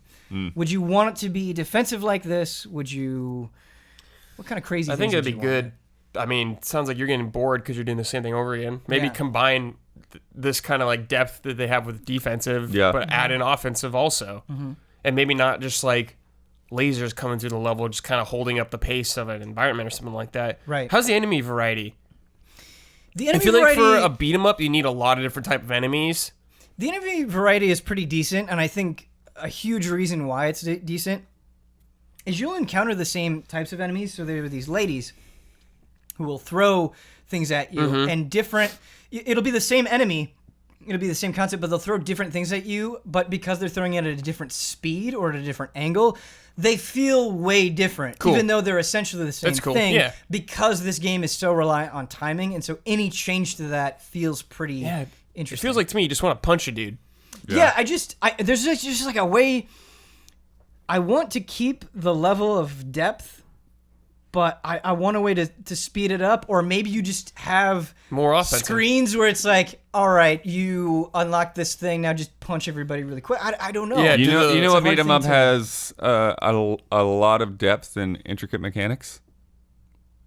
Beautiful Joe. Yeah. Blood. Yes. Yes, it We is. need another Beautiful Joe, Yeah. Capcom. Yeah. Come on. Yeah. Or at least something like it. If you want to go with a different character or whatever, if you don't think that's marketable, but yeah, like Yeah, thinking back to like all Beautiful the Joe Blood. slowdowns and counters and like kicking like rockets and stuff to like amplify them. That game had a lot going on. It had did. some pretty ridiculous boss sequences at times, or like fight these 5 bosses with 1 life. It's like, okay, Right. And so that's actually kind of what I want to throw at you, and I think it's a difficult thing. So we're talking about how we want this complexity, but I remember when I first played Beautiful Joe, it was a strong sensation of, I love this game, and also, holy shit, I'm getting my ass kicked. And I think depending on how you position that can be a tough sell for people who maybe associate beat 'em up with, I'm just going to have fun with my friends and we're going to spend a couple of hours playing that. So how do you cross that bridge? I mean, honestly, I just think you tone down the longevity of those boss fights. Like I think that's one of the things that can be a mistake in games overall, is just to make boss fights take forever. Yeah, for sure. And it's like, I've seen everything this boss does. I know how to counter it, and it's just like a matter of endurance right now. And sometimes like that feels fun, and sometimes it's just, this is a drag. And I think that like getting that length right really makes a difference between a great boss fight and a tedious one. Brad, is Yes. there a definitive beat 'em up for you? I know you and Michael Huber have run the gauntlet. No, not really. I don't think I have like a favorite beat 'em up. Not Streets of Rage 2? No, I mean I like a lot of beat 'em ups. I don't know. I'm not an expert on beat 'em ups. Like I like beat 'em ups are Yeah. fine. It seems like maybe you kind of position them in a spot where you don't think about them too much, but when they're around, you enjoy going through them. Yeah, that's exactly like. Oh, I guess. Would you count Dragon's Crown as a beat 'em up? Yeah. Yes. Absolutely, Okay, I I like would. Dragon's Crown. That's my favorite one then. Yeah.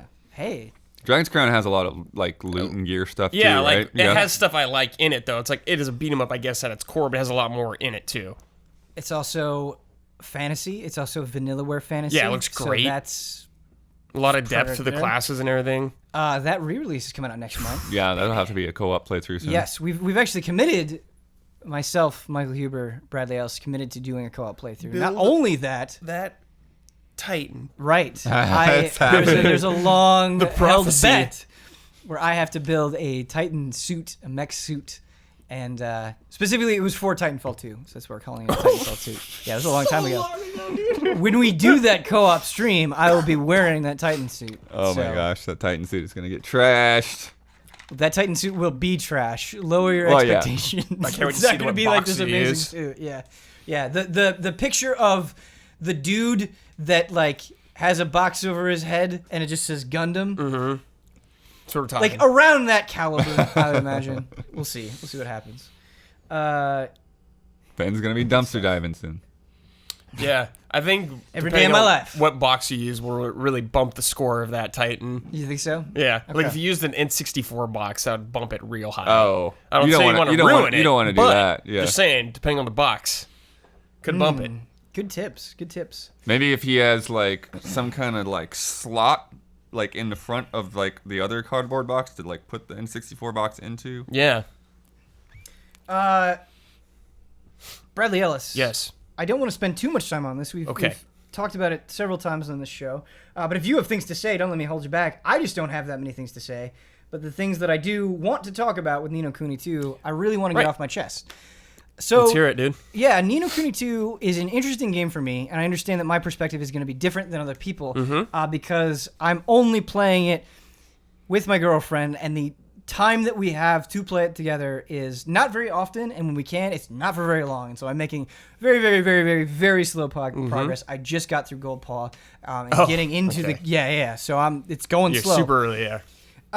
But there are things, I think, especially because we're playing it together, that are really annoying. The way that they implement voice acting in this game is driving me up a wall. It feels like super like older, like because there's so much of just like, nah.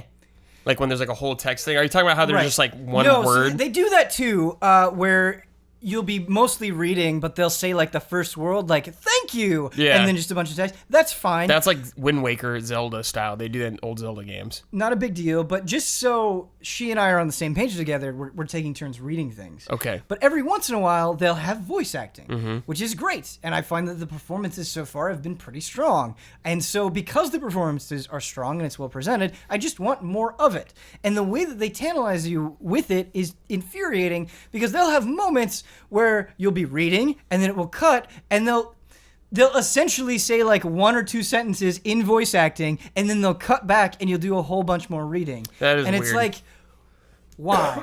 Why? I would rather just read the whole time. Like this transition and having this voice acting, it just feels jarring. And so there's so little of it, and the way that it is used feels very inconsistent that it's become kind of infuriating. If they're doing, like, if they're hopping back between both of them in one conversation, that is annoying. Yes. Yeah. Why? Yeah, because I feel like there are definitely other games that have this mix of like, okay, you're going to read these times and you're going to have voice acting the other times. But it feels like it just like the rhythm of how Ni no Kuni 2 does it just doesn't make sense. Like, you know, it's like, it's not that this scene is more important than another scene. It's just like, we're just going to drop this line on you and the rest of it we filled in. You know, it's just kind of, it's weird. I will completely concede that this might be more annoying because we're reading it out loud and we're playing it together. And I was trying to think back to Ni no Kuni 1, and I know that had intermittent voice acting as well, and I don't know if it was just as sparsely applied. But then I got to thinking, you would hope for the sequel. Yeah. Maybe that it would be better. I'm also curious. But I'm struggling I mean, without a what it was like at all. strong understanding of language, I'm curious how much English VO there is compared to the Japanese VO. Like, I wonder if like there's a lot more Japanese VO or if it has the exact same problem. I mean, I played in Japanese, and there was moments like that. Okay. So, I don't know. There could be more but yeah. I mean, I noticed that too. The other thing that I want to comment on that we talked about before, but I am now feeling very heavily, is the difficulty. And what's interesting is because I played this at an event, and the way that I played at an event is like I would play a chunk, and then it's like, okay, now load this save, and then play a chunk. And I think while I was at the event, I was also just focused on barreling through. But now that I'm playing through it, I'm just fighting a lot, you know, as I encounter things on the world map or in whatever environment I am. I'm just kind of naturally going through them. I'm not skipping too many battles. And so because of that, I find that when I get to boss fights, or even just any battle at all that isn't like specifically like, hey, this is a super dangerous enemy in the world that we're marking. Like, there are times I'm fighting a boss and I'm like, wow, I just took off like a fourth of that thing's health with just one attack. And I'm just kind of cleaving through everything. And there are nuances to the battle system. There's the Zing gauge where you kind of you're encouraged to kind of switch through your weapons so you can make your skills more powerful when you use them. There are higgledies that you can summon. But kind of the opposite of what we were talking about with God of War is I don't really have to think about any of that. It just feels like everything is so much of a pushover that whatever strategy I apply, I am successful with. I feel like later on in the game, it definitely gets a little harder. That's good to hear. It's not a hard game, though. I'm just saying that, but it gets a little more. Okay, it's good to hear that because that is important for me to say. Like, I don't think you'll struggle in it, Ben, but it won't be as mindless. Okay. Yeah, and I think it speaks to maybe a broader problem, specifically in JRPGs, where sometimes they have these interesting ideas with battle systems or just straight up interesting battle systems, and it takes them way too long to apply it. And I just, right now, I'm feeling that. I want it to push back a little bit. I definitely hate when something is like, they throw like everything at you in a tutorial, and then there's no reason to use something. And then by the time you get to a reason to use something, it's like, oh, how did I do that again? Right. Kind of feeling, yeah. Yes, absolutely. I think this difficulty is like them addressing Ni no Kuni 1's difficulty. Like, I think a lot of people had trouble with the first Ni no Kuni. So, like, let's tone it back. They might have toned it back a little too far. Yeah, Damiani was super favorable on not having to grind. Yeah, you don't have to. But yeah, I can definitely see, the opposite of that. Is it just like, well, I don't have to actually do anything. Yeah, I think that would be good. It's just, in a lot of these areas that you're going to, I feel like there are a healthy amount of enemies. Yeah. And so I'm kind of getting the sense, and I haven't actually put this to practice to find out, that the way for this to be a challenge is to just not fight anything. But that feels weird and not... I mean, that feels like a problem. Yeah. It just doesn't, it just doesn't feel right. Yeah, when I play a JRPG, I typically, don't go out of my way to grind if I can help it. But I also, I'm not, steering away and avoiding enemies. Like, I'm trying to fight pretty much everything that's in my path, unless I'm just, going back and forth to someplace I've been multiple times. Yeah, I think a difficulty selection would have helped. Yeah. You can't in this one, at least right now. They'll probably patch it in down the line, but yeah that would have helped. Definitely. There's one more game that we're going to talk about on today's episode of Film Trap, and this is one that has been cut for time a lot. I've been meaning to talk about it for a while. There's another one that has been cut for time a lot that we're not going to get to this episode, that maybe we'll get to in a later episode. But today, we are going to spend a little bit of time, and part of that is Brad's enthusiasm for this. He wanted to talk about it as well. That is Jet Set Radio. Woo! Nice. Yeah. So Jet Set Radio is one of those games that I always enjoyed, but I remember feeling very difficult when I was a kid with my Dreamcast. And so I would just kind of play it for a while. I would get stuck and be like, you know what? I heard some good tunes. I skated around. I graffitied some things, and I would move on to something else. But recently, I don't remember when it was. Maybe it was about a month ago. I sat down and played through. They re-released it on a bunch of things, but I played it on PlayStation 3. And I was like, I'm going to just finish it. I'm going to see what there is to see in Jet Set Radio. And holy moly, it was awesome. It was so awesome that I want another game with Jet Set in it because of how much fun I had. And I think there are some very specific things that Jet Set Radio did that I would want to see again. And the first is the sense of building up your crew. It's so good. That's right. In Jet Set Radio. Because you start out and... Yeah, what's your crew called in this one? The GGs. The GGs, I believe it is the GGs. And as you go through the game, there will be people who come up to you and they're like, hey man, if you can beat me in this thing, I'll join your crew. Yeah. But not just that. Some of them have their own story elements that play into it. And so you have these moments where you don't have to do it. You don't have to let them into the crew. But it's just such a nice, simple, and there's so many things about Jet Set Radio that are nice and simple. They don't overcomplicate it. We just go and you do this challenge, and it never takes very long. It's just this nice, like, pause, this nice, okay, I'm going to go do this. It just takes a couple of minutes, and it's fun. It's exciting. They'll go and they'll do some trick, and then you'll go and you'll try to copy it. Now, admittedly, some of those tricks are so easy that they're not that fun, but enough of them are complicated enough where it's like, okay, I'm grinding all around this rail and making these multiple jumps. It's really, really cool, and it doesn't take that long, and you get them, you have them in your crew, and they have different properties to them. Like, playing as different characters matters in this game. Do you want... do you want to have more health? Do you want to hold more paint or whatever? So it's a meaningful choice, and just the way that the levels evolve is so cool. I mean, you just start out as like these fresh punks, man, and you're skating around. The guy like on the radio station. What's his name? What is his name? What is his name? It is whatever. He's like talking about like what's going on. There's like all the different other like gangs going through there. Yeah. It's so cool. You get like this gang, you got this gang. He's like talking about it on the radio. Yeah, he's great. He's great. Yeah. He's the one that's kind of basically serving as your narrator for the story. But you start out and you're just avoiding this detective.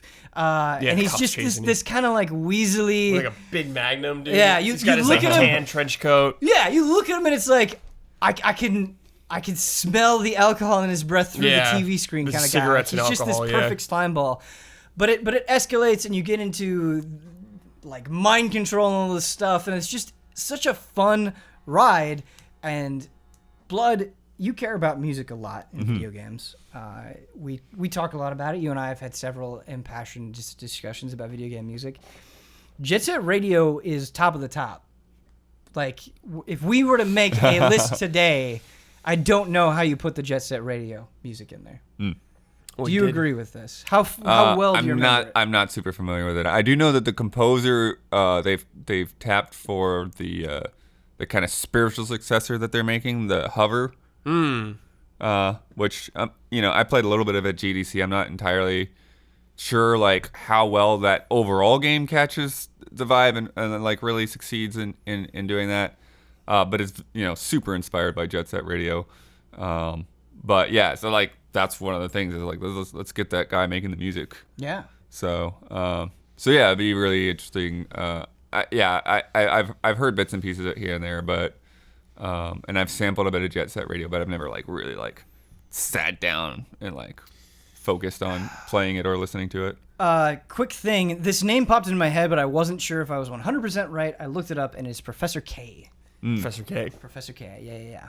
DJ Professor K. Man, this game perfectly captures like what the Dreamcast is to me. Yeah, it's absolutely. such like a weird, like goofy game that it's full of personality. I think like that is the Dreamcast to me. Yeah, and I want to talk about how they do the graffiti, how they do the tagging, and oh, it's so good. So some of the tags are just like you're grinding on a rail or you're trying to hit the back of somebody and you just do a quick spray. There's no elaborate it's just movement like a involved or something. Just hitting a button.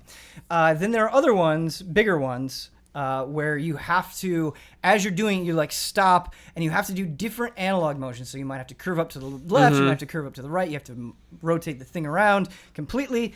And the way that it feels as you're doing it and the way that the camera positions around, like your character's like kind of dancing around doing things. Yeah.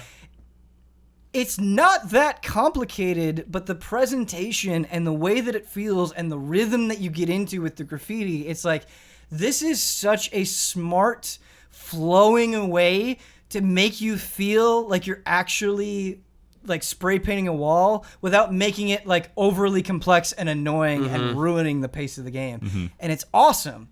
Now, chaining on to that, I had never played Jet Set Radio Future for whatever reason. Not a hard game to get a hold of, and I had an Xbox. I haven't played it either. And I liked Jet Set Radio. I just, for whatever reason, didn't play Jet Set Radio Future. And so I went on eBay and I purchased a copy of Jet Set Radio Future.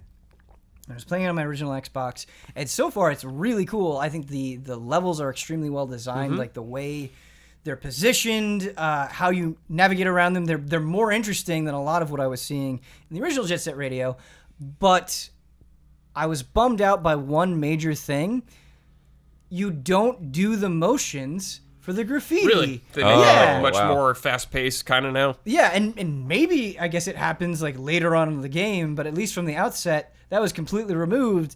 And it was a blow to me. I didn't like it. Maybe some people like it. Maybe I think it added to the tension of the first game. Like when you're trying to tag this thing like a bigger spray spot, and like the cops are chasing you when you're doing it. Exactly. And you'll have moments where you're tagging something, you don't judge very well how far away they are from you, and they'll knock you out of it. And it was like, oh, okay, I need to create more space here. Yeah. You know what talking about that reminds me of?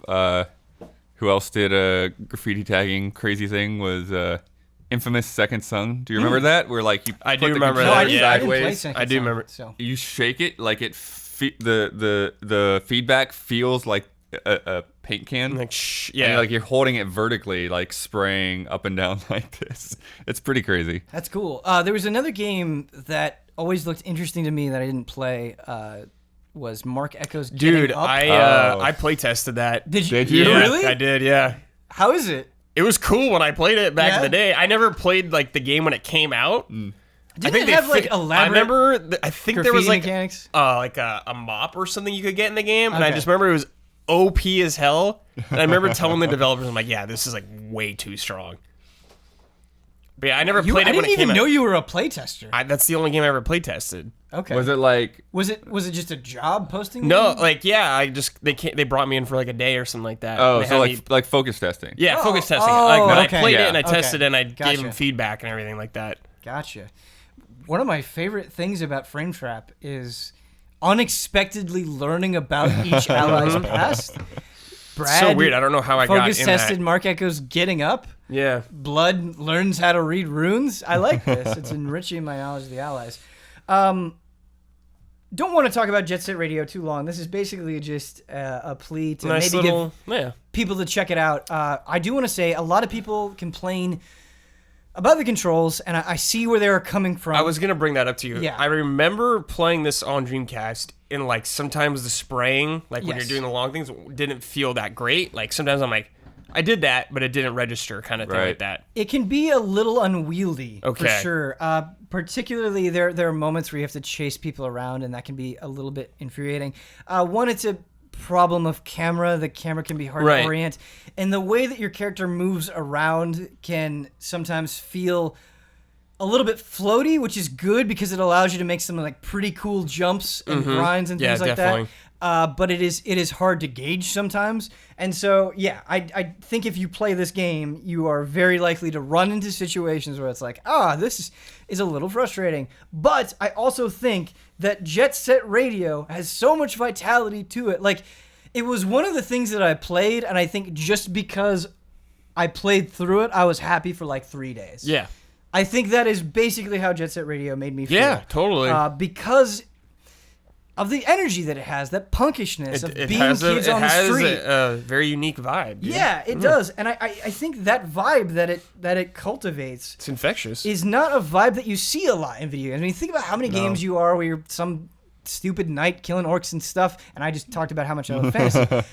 Or you're in space, or you're just a soldier shooting a gun, Jet Set Radio. It's no, man, I'm grinding and tagging stuff. Yeah, to the best music. With cell shading and everything like that. And there are some things that we talk about on Frame Trap where it's that might be hard to get a hold of, but not so with Jet Set Radio. You can play it on PC, you can play that on 360, you can play it on PS3. Is Future only on Xbox One? Yes. Or the original? Can you play it on Xbox One? Really? Ah, that's a shame. It's always weird. Microsoft? Yeah, it's always weird when you go back. It's that's not backwards compatible yet. So yeah, it's dang. I hope it happens. There are a lot of things that I want to come back, but what's coming back right now is the HOTTAKE! That was... I mean, I just saw the wind from that HOTTAKE just blow through the backyard. That was powerful. God of Wind, Ben Moore. Chimes are going off. Do it again. I blow a lot of hot air. It's true. It's true. So before the show, another little insight, production about Frame Trap here. I asked the guys, would you want a more contemplative HOTTAKE, or do you want something a little bit more lighthearted? And Blood looked at me and just kind of had this look about him where he's like, I just need something a little bit more lighthearted right now. Yeah, me too. Brad, man. Me too. Seemed to agree with that. And so I'm going to be bringing something back. And let me know, audience, if you like this idea. And please be as brutal as you want to be. I want to talk about games that are not seeing their glory days right now. Maybe they've had a couple of bad entries. Maybe they haven't been around for a while. And I want to talk about how valuable those franchises are, and if they were to come back, what form we'd want them to come back in. Okay. Now, last time we did Castlevania. This time, I would also like to do another Konami series, Silent Hill. Ooh, yeah. Let's talk about Silent Hill. Oh, sure. I can see how I wanted to come back. Yeah. Exactly how PT was. That's what it should be. So yeah, we were there. It was coming. Yeah, we had it. Yeah, absolutely. It was in our grasp. Gone. But Brad, the people behind PT, that thing has dissolved. Yeah. And essentially, it seems like cannot be made in that same way right now. It's not even a possibility. And so because of that, would you want somebody trying to make something I would like want PT? a new studio tackling this game. Okay, what? Give me I a mean, name. dude, like even anyone, like From Software, obviously, I would like to see them do that. Even someone like random, like I would like to see like what Naughty Dog would do with Silent Hill. Like what weird thing would they come up with, and how they do it, especially like with how they tell stories like that. I think that could be a strong point of them taking on the project. Blood. The thing about PT is it was so impactful and generated so much buzz that so many people have tried to ape PT since PT. Yes. Right. So do you think that idea, that style, still has sting in it? Yeah, I do. What even parts of RE7 kind of felt like PT, right? Oh yeah. Sure. And Evil Within as well kind of has things that feel like that. Mikami. Give it to Mikami. Mikami. Yeah, I think that's a good call. Shinji Mikami making a Silent Hill game is like sort of the reaction that I had when it's like Mario and Sonic are going to be at the Olympics together. Yeah, it's like, what? What? Yeah, My whole life has been. You do wonder whether correct. he would even do it. But, Yeah, of course. But yeah, it's definitely has its own set of lore and weirdness, and man, the direction that Silent Hills was going was definitely like the kind of stuff I like to see in horror games, or like just, and again, like Evil Within shares a lot of these things where it's just like I don't even know exactly what's happening right now. It just playing with your head on that degree, and teasing you. I want to talk about that. I want to talk about the playing with the head, because one of the benefits I have about coming up with these HOTTAKEs is I get to think about them a little bit more than the panel. And I was thinking, what matters to me in Silent Hill? What is really essential? What do I need, and what can I discard? And I think when I think about Silent Hill, the two experiences that I really gravitate towards are my experiences with Silent Hill 2 and Silent Hill Shattered Memories. And you talked about messing with your head and the psychological horror. And both of those games absolutely have that. But I think what makes them especially interesting is it's not just psychological horror. It does not just sit there and be like, we're trying to freak you out, we're trying to mess with your mind. It is, no, this character has a history that we're playing with. Mm-hmm. You are going to learn more about them through the way that we use this psychological horror. And that's what I want. And honestly, you don't see that often. Like in a lot of horror games, yes, you're trying to figure out a mystery. Maybe there's some tragedy that you're trying to overcome.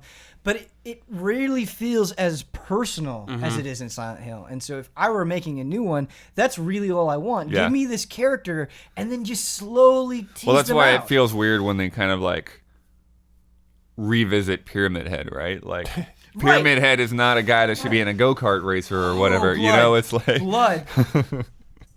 They have ruined Pyramid Head. Yeah. They straight up ruined him. You have this character that's so good, and they've just turned him into this marketing shtick. It sucks. They needed something, man. I'm sorry. They needed something. I was just rampaging element over what you were trying to say there, but it really pisses me off. It's disgusting. He's not disgusting. Pyramid Head is not a Funko Pop. He is now, dude. Okay? This is the world we live in, He's not baby. a Funko Pop. He means more than that. That sucks. I mean, it's a tragedy story with Konami, dude. Castlevania is a pachinko machine now. Yeah. Metal Gear Survive. That's Metal Gear now. Sad times. But is there a way that they can redeem it? Is there a way that they can bring it back?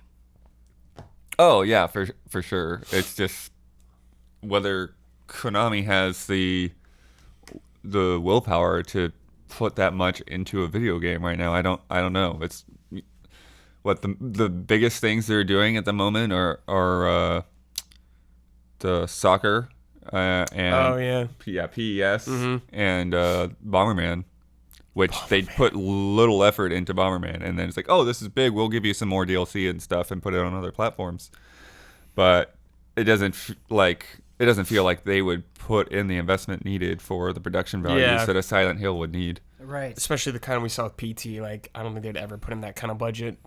So you talked about Konami and a question of scale, which I think is a very good question. Would you need Silent Hill to be a big scale? I mean, could you see the next Silent Hill where they're like, nope, we're super serious. This is a big deal main one coming out at $20, $25, let's say. Just spitballing here. I mean, visually, they could definitely still come across a little bit on the cheap. But I think you need that quality with, with the audio design in particular. Like you need, like, if you're gonna mess with somebody's head, like, you really need to get them steeped into that world. And I think that was something that was so remarkable about PT is just how staggeringly good looking it was, which only further cemented, like, I am in this house and I'm trapped. Yeah, I think that's dude. If they did it with VR too, that'd be awesome. Silent Hill like VR. RE7 with VR is insane. It's insane. It's crazy. It's like a whole different game. And that's honestly, one way that they could make something that's a little bit smaller budget, because VR games, you don't want them to be 8 hours, 10 hours long. So, like, maybe that is a way forward, is to, like, make a Silent Hill VR game that's 2 to 3 hours, and then it can look good because there's limitations on how good you can make VR look right now anyways. If you want to take a cheaper route, yeah. But Silent Hill is also in this position, right, where it's not in a great spot. There was a huge controversy with PT, and so I think there's when you have something that's this messy, right, there's a lot of expectation. Yeah. And so if they were to come out and be like, hey, the next Silent Hill game coming out on VR, don't you think that would ruffle people the wrong way? I don't think it would ruffle people the wrong way, but I think there's definitely a split in the audience, because there's people that just either don't care or can't afford or don't have room for VR. Like, I don't have room for VR really, right? So other than, but I mean, something where you're just sitting on a ideally, couch, I'd want them to do how RE7 did it. Right. You could play both. Yeah. Exactly. That's the right answer, I think, because RE7 is a great game without VR. Yeah, it's super also a great awesome. game Yeah, in VR. It's just like, hey, you got it there too if you want it. Yeah, but you're still gonna have a good time without it.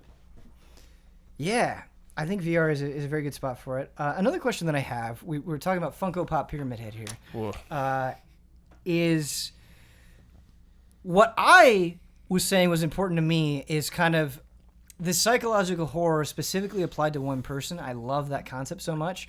But Silent Hill has a lot of lore to it. And in these games, they'll have things connect or recurring characters or just different things that they will include in the storyline. I don't think I need any of that, to be honest with you. Not saying that they can't have mild touches here and there. Standalone thing, maybe? Yeah. Reboot? But I don't think that the cult in Silent Hill or some of the things that is explored is super precious to me. No. But I know it is precious to some people. How valuable do you guys think that stuff is? Well, yeah, I mean, I was thinking about that because it's, it's interesting that, like, Pyramid Head is the Funko Pop thing, right? Because I think that Silent Hill's characters, like, they're very deep and they're very, like, you get attached to them, but at the same time, like, they're not necessarily, like, marketable characters. They're not, like, iconic characters. They're just, like, Pyramid Head. They're more like real people. in a way. Like you're just looking at a really messed up dude, and by learning about his background, like you kind of like get attached to that story, but not in a way that we're like, hey, we got to have this guy in a fighting game. That would be awesome, Right? Yeah. We got to see this guy again, and the next, it's like, no, just tell me about somebody else, My ideal thing would be, once again, I'm not super familiar with Silent Hill as I am like Resident Evil, but I would like it if you could play this Silent Hill game without playing the other ones and get a very enjoyable thing. Maybe like a few things here and there that call back to the original Silent Hill games, like RE7 does. Right. I was just gonna say like RE7. What RE7 did was really great. So we're talking a lot about RE7, making a lot of comparisons there. But do we want it in first person? It doesn't matter to me. It's just like, I don't know. See, I think if it's VR, like probably, because it helps with that whole immersion thing. Sure. But like, if it's third person, like I'd be fine with that. You might think this is total BS. Okay. But I think seeing your character specifically in Silent Hill matters a lot. Is more important. Because, and maybe it could just be as effective in first person. But I think like seeing James in Silent Hill 2 really cemented the fact that it's like this nightmare is happening to him. The story is about him. And I do think that matters because in Resident Evil 7, I don't even remember the protagonist's name. Ethan, thank you. Not that Ethan doesn't matter at all. He does, obviously. But when I was going through Resident Evil 7, I think a lot of why it was so terrifying is because the personality of Ethan was kind of fading into the background, and I was inserting myself a lot into it. Absolutely. And I think in Silent Hill, it's very important to make the distinction, like, no, you're learning about them. Do you think that's true? I mean, yeah, because like Ethan is like, he feels like just a kind of like a civilian that got dragged into this whole bigger situation. But I guess with Silent Hill, if it's specifically about that character and their mental state or anything like that, then yeah, I could kind of see that. Right. Maybe if they did first person, they'd have to talk a lot more or something like that, or have way more of a personality than Ethan did. Yeah, I think it is kind of this almost odd dilemma where, when you're talking about that, it in a way, it actually allows it to be a more personal connection because you can play on those things from their past. You can play on their history and their experience and their mistakes. Whereas if it's just supposed to be quote unquote you, then everything has to be kind of generalized. Right. Because, like they don't know what the players, they can't play off of the players' fears or anxieties other than like what kind of works for everybody. I want to talk about combat. Okay. Because it's not something Silent Hill is well known for. Right. Sure. It has been awkward in multiple ways that they've done it. Like I think about Silent Hill 2 and just beating things with a pipe. And, exactly, because it's like melee combat a lot of times. Like I don't think a lot of like games with that angle till Onimusha did it. Shattered Memories had an interesting take on it because most of the time you're not fighting anything, and then when you are in these combat encounters, it's really just you running through a gauntlet trying to avoid enemies, which wasn't super fun either. There was a very sharp divide between danger and not danger. What would you want to see here in a new Silent Hill? Would you want combat at all? I think you could make a case for no combat. Yeah, I'm sure you can. I would like a mix of both. Like I definitely want that feeling of being threatened at all times. Yeah. But like having some sort of way to defend myself in some situations, I think is important too. I feel like in a way, something in between there. I feel like if you can get a stealth kill, then you can kill something. But if you can't get a stealth kill, then all you can basically do is like break yourself away from that and like run. I think it's just being really selective about like you could kill something, but it's gonna come at a cost. Like a stealth kill is like a good thing, but like if you have a gun, you could shoot him, but you're not gonna have a lot of ammo. You might not be able to kill all the guys or something like that. What if we look at something like Alien Isolation? Never played it. Okay, so in Alien Isolation, you basically there are things that you can kill and attack. There are humans, there are androids, but then there's the big bad alien where you are vulnerable to it at all times. You are very vulnerable to it, and so a lot of time you are trying to think about how to avoid this thing. Yeah. That's an interesting idea, yeah. Having something in the game like that where you have to avoid at all times. And you don't necessarily know at all when you're going to encounter it. It's kind of this element of chaos. So, going back to Pyramid Head, is that something we would want to see, where maybe you'd have something like a Pyramid Head? Would that kind of reinstill some fear in Pyramid Head, maybe? I don't know. Yeah, I mean, I think part of the difficulty is because I think, again, going back to this, like, this is just a dude, like a messed up dude, is in a way, like, you don't really want a quote-unquote great combat system. Like, a guy with a pipe is basically what you've got, you know? It's like, this is a guy, he doesn't have any, like, special combat skills. He's not gonna win a barroom fight or even, it's like just this is a guy who just has some blunt object that he's grabbed along the way to defend himself with, and he's got to struggle to actually fight off anything that's aggressive. Yeah. I love it when Silent Hill kind of makes the enemies some sort of manifestation of what the character is actually going through. And taking that even farther, I feel like they kind of did this in Shattered Memories, but really digging into it, depending on your character's state, what you encounter maybe completely changes, or at least has like different elements or properties to it. Without what if a bunch of characters just had skins on their faces of anime avatars from YouTube comments? That's Blood's Silent Hill.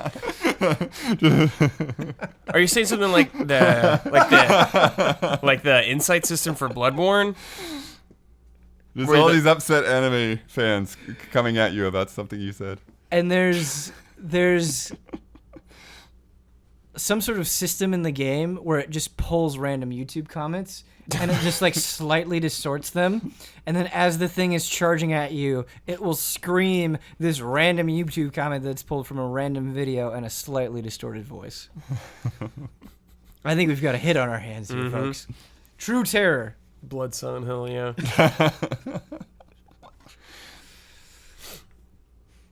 That's it. We've wiped out the conversation. Man, we got it. That's it. Dead.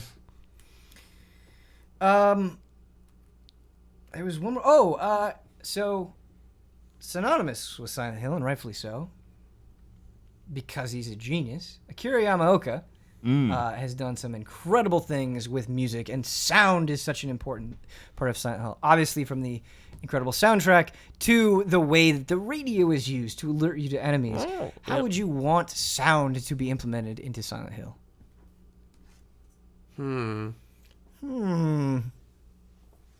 Like as a gameplay design or something? Yeah. I feel like people are going to ream me for even suggesting it, but I think it's a good idea.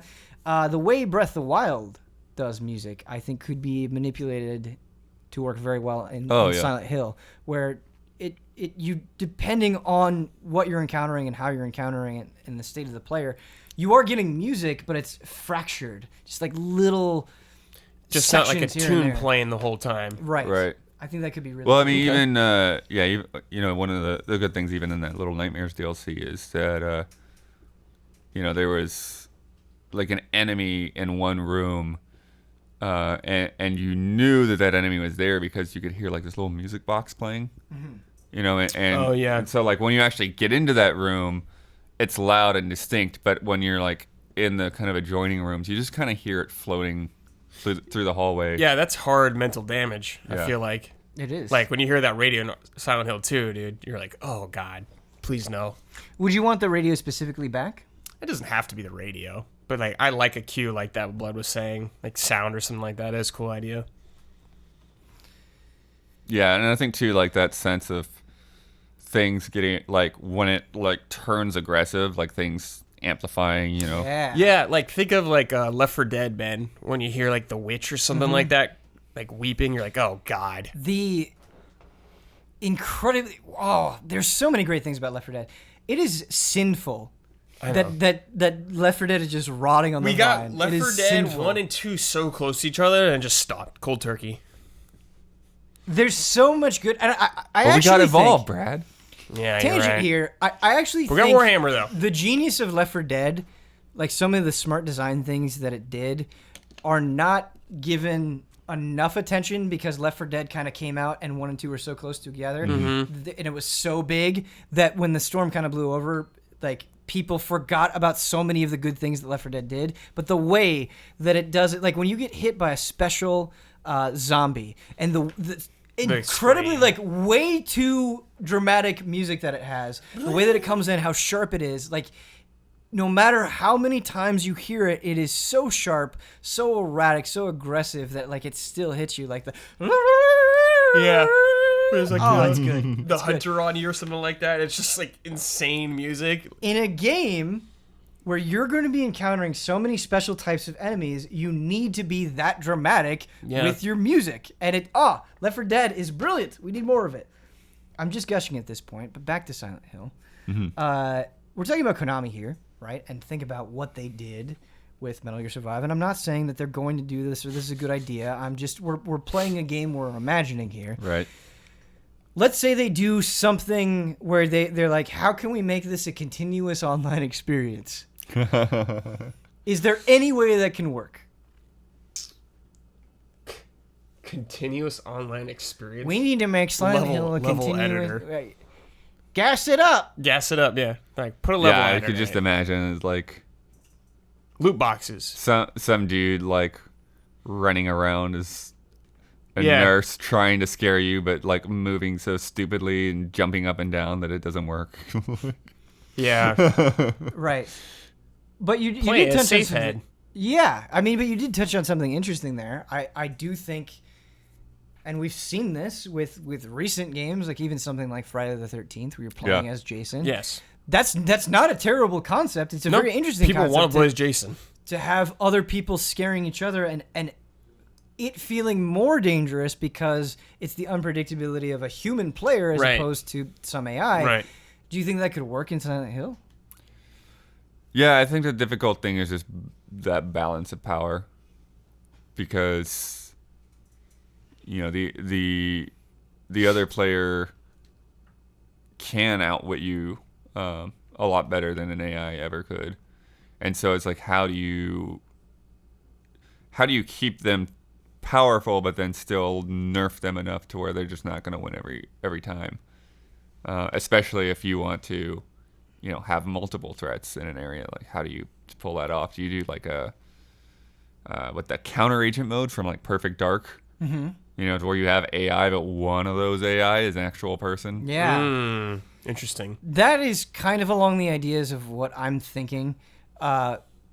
Would you insert that into the story? So let's say you're playing the game and maybe without warning, there's certain sections where you might be able to be invaded by another player. Could that work? Is that too disruptive? It might be a little too disruptive on the single player, but maybe just like an alternate mode, like I don't know a if new I'd game want plus that, kind of thing. Yeah, necessarily like in the main thing, the whole game. Like that'd be kind of weird. I feel like take me out of it. But like it's like a separate mode. Yeah, I could totally see that. Does release of the next Silent Hill really matter to you? Do you feel like Silent Hill is something that needs to come back like this year, next year, or if it came back in 5 years, that would be fine? I would like to see Konami making games yeah, that feel like more than this is a way to make money. So sure. Yeah. So you do think there's some urgency for you? I don't know about urgency because I just don't like right now. I kind of need Konami to prove itself in some way that they actually care about making video games before I would even get my hopes up for a Silent Hill to come back. Yeah. Does a release matter to you, or are you kind of agreeing with Blood? I'm more like, what you give me Castlevania? That's kind of more where I'm at with Konami. Are you saying that the situation with Konami feels so dire that you have to make a list and Castlevania is at the top of your list? Yeah, I mean, like that's what I want more. Sure. Like, just give me Castlevania. Probably a little easier for you to do. You could do like your 2D one if you wanted to. Like, just give me one that's like the old Nintendo ones or something, man. I would be so happy with that. You're looking for a fix. Yeah, give me a fix, man. You're looking for a fix. Like, RE7 filled like a nice fix void for me. It did. Of like survival horror, but it was a tasty meal. I'm dying here. I need Castlevania, something like it. Yeah. Well, hopefully we'll get more about Resident Evil 2 Remake in the near future. Yeah. We're ready to move on to emails? Yeah. Okay, let's do it. We've got a lengthy one, but I think it's a good discussion to have. Okay. From Michael. And he says, "Hi, gang. I had a weird problem with game coverage and reviews that I wasn't able to put into words until now that God of War reviews are out. Okay. I'm not really a fan of the previous God of War games, but I love character action games, and I like a good story and production values in games. So God of War interests me, but the quality of its combat is absolutely essential to my purchase decision. Mm-hmm. To my dismay, after reading and watching several reviews, I realized that I still had no idea how the game actually plays. All the critics were head over heels about its emotional story, character development, cinematic quality, while the discussion of combat mechanics was usually relegated to a short paragraph describing them as deep, visceral, satisfying. In other words, that don't really mean anything on their own. I believe I used visceral when describing the axe there as well, so I apologize. It feels almost as if writers lacked the vocabulary to describe the game's combat mechanics.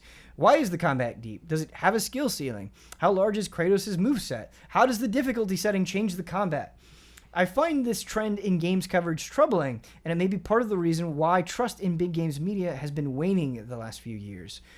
Right now, I feel like trust in all media has been waning the last few years. Anyway, right now I pretty much have to wait for the game to come out and find a YouTuber who really puts in the effort to break the game down. In my eyes, games media is not fulfilling its purpose unless it's to help sell as many copies of the game as possible.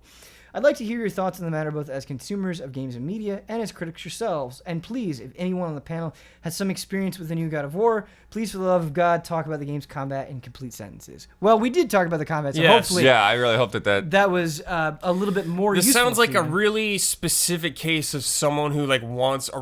Like, this reminds me of a person that will watch combo videos from Devil May Cry. Like Right. Devil May Cry 4, how to do combo videos like that. Right. This is like a very specific point of person. Like, I guess you could like write a paragraph on like your review about breaking down like exactly how a combat scenario would play out. Mm-hmm.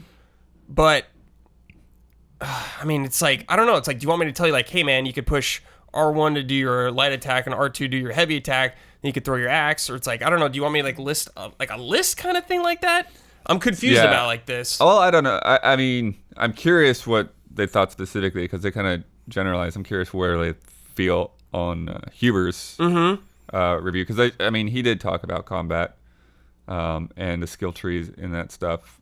So I don't know whether like that was enough to cover it, if it was just still too general. But I do think that we went in depth on it, but we also spent like 30 minutes putting out those details. But that's the beauty of this format of show. Yeah, like that's the difficulty with the review, is like you're not just talking about combat, you're talking about the whole package. Yeah. Right. And trying to do that succinctly. And there are people out there who will do 15 to 20 minute reviews, but that's, not generally our writing style. So yeah, it really comes down, and I'm, maybe bad about, I don't typically read a lot of reviews anymore myself, since I read all of your reviews. So I don't go out there watching IGN and GameSpot very often, and what everybody else is writing, other than a few excerpts here and there. But yeah, it's an interesting thing that sometimes people talk more about an overall takeaway rather than the nitty-gritty mechanics. I think Michael brings up a very good point. I do. And I think there is some truth to it. I do think that reviews can be guilty of glossing over things by using words that don't really mean anything. Sure. Like you just saying a word and not giving an example of why. Like you saying the combat is fun or the combat is satisfying or visceral. Like that may still be your ultimate point, but if you have no support of that, it doesn't really matter. And I think specifically in the case of God of War, it's especially troubling because there is so much to talk about. Yeah. Like there are some times where combat really feels so simplistic that you might want a huge detailed description, but the support really isn't there for it, and that's one of the criticisms of the game. But in God of War, there is a lot to talk about. However, I do think there is a balance. Video game reviews are not instruction manuals. Right. Like, Yeah. I always get really annoyed. I'm sure everything I'm saying I've probably done. Like, that happens as well. But you don't want to be like, okay, here's what every button on the controller does. Like, that has no room in your review. And I don't think that's what Michael is saying, but I still think that's a good point to bring up.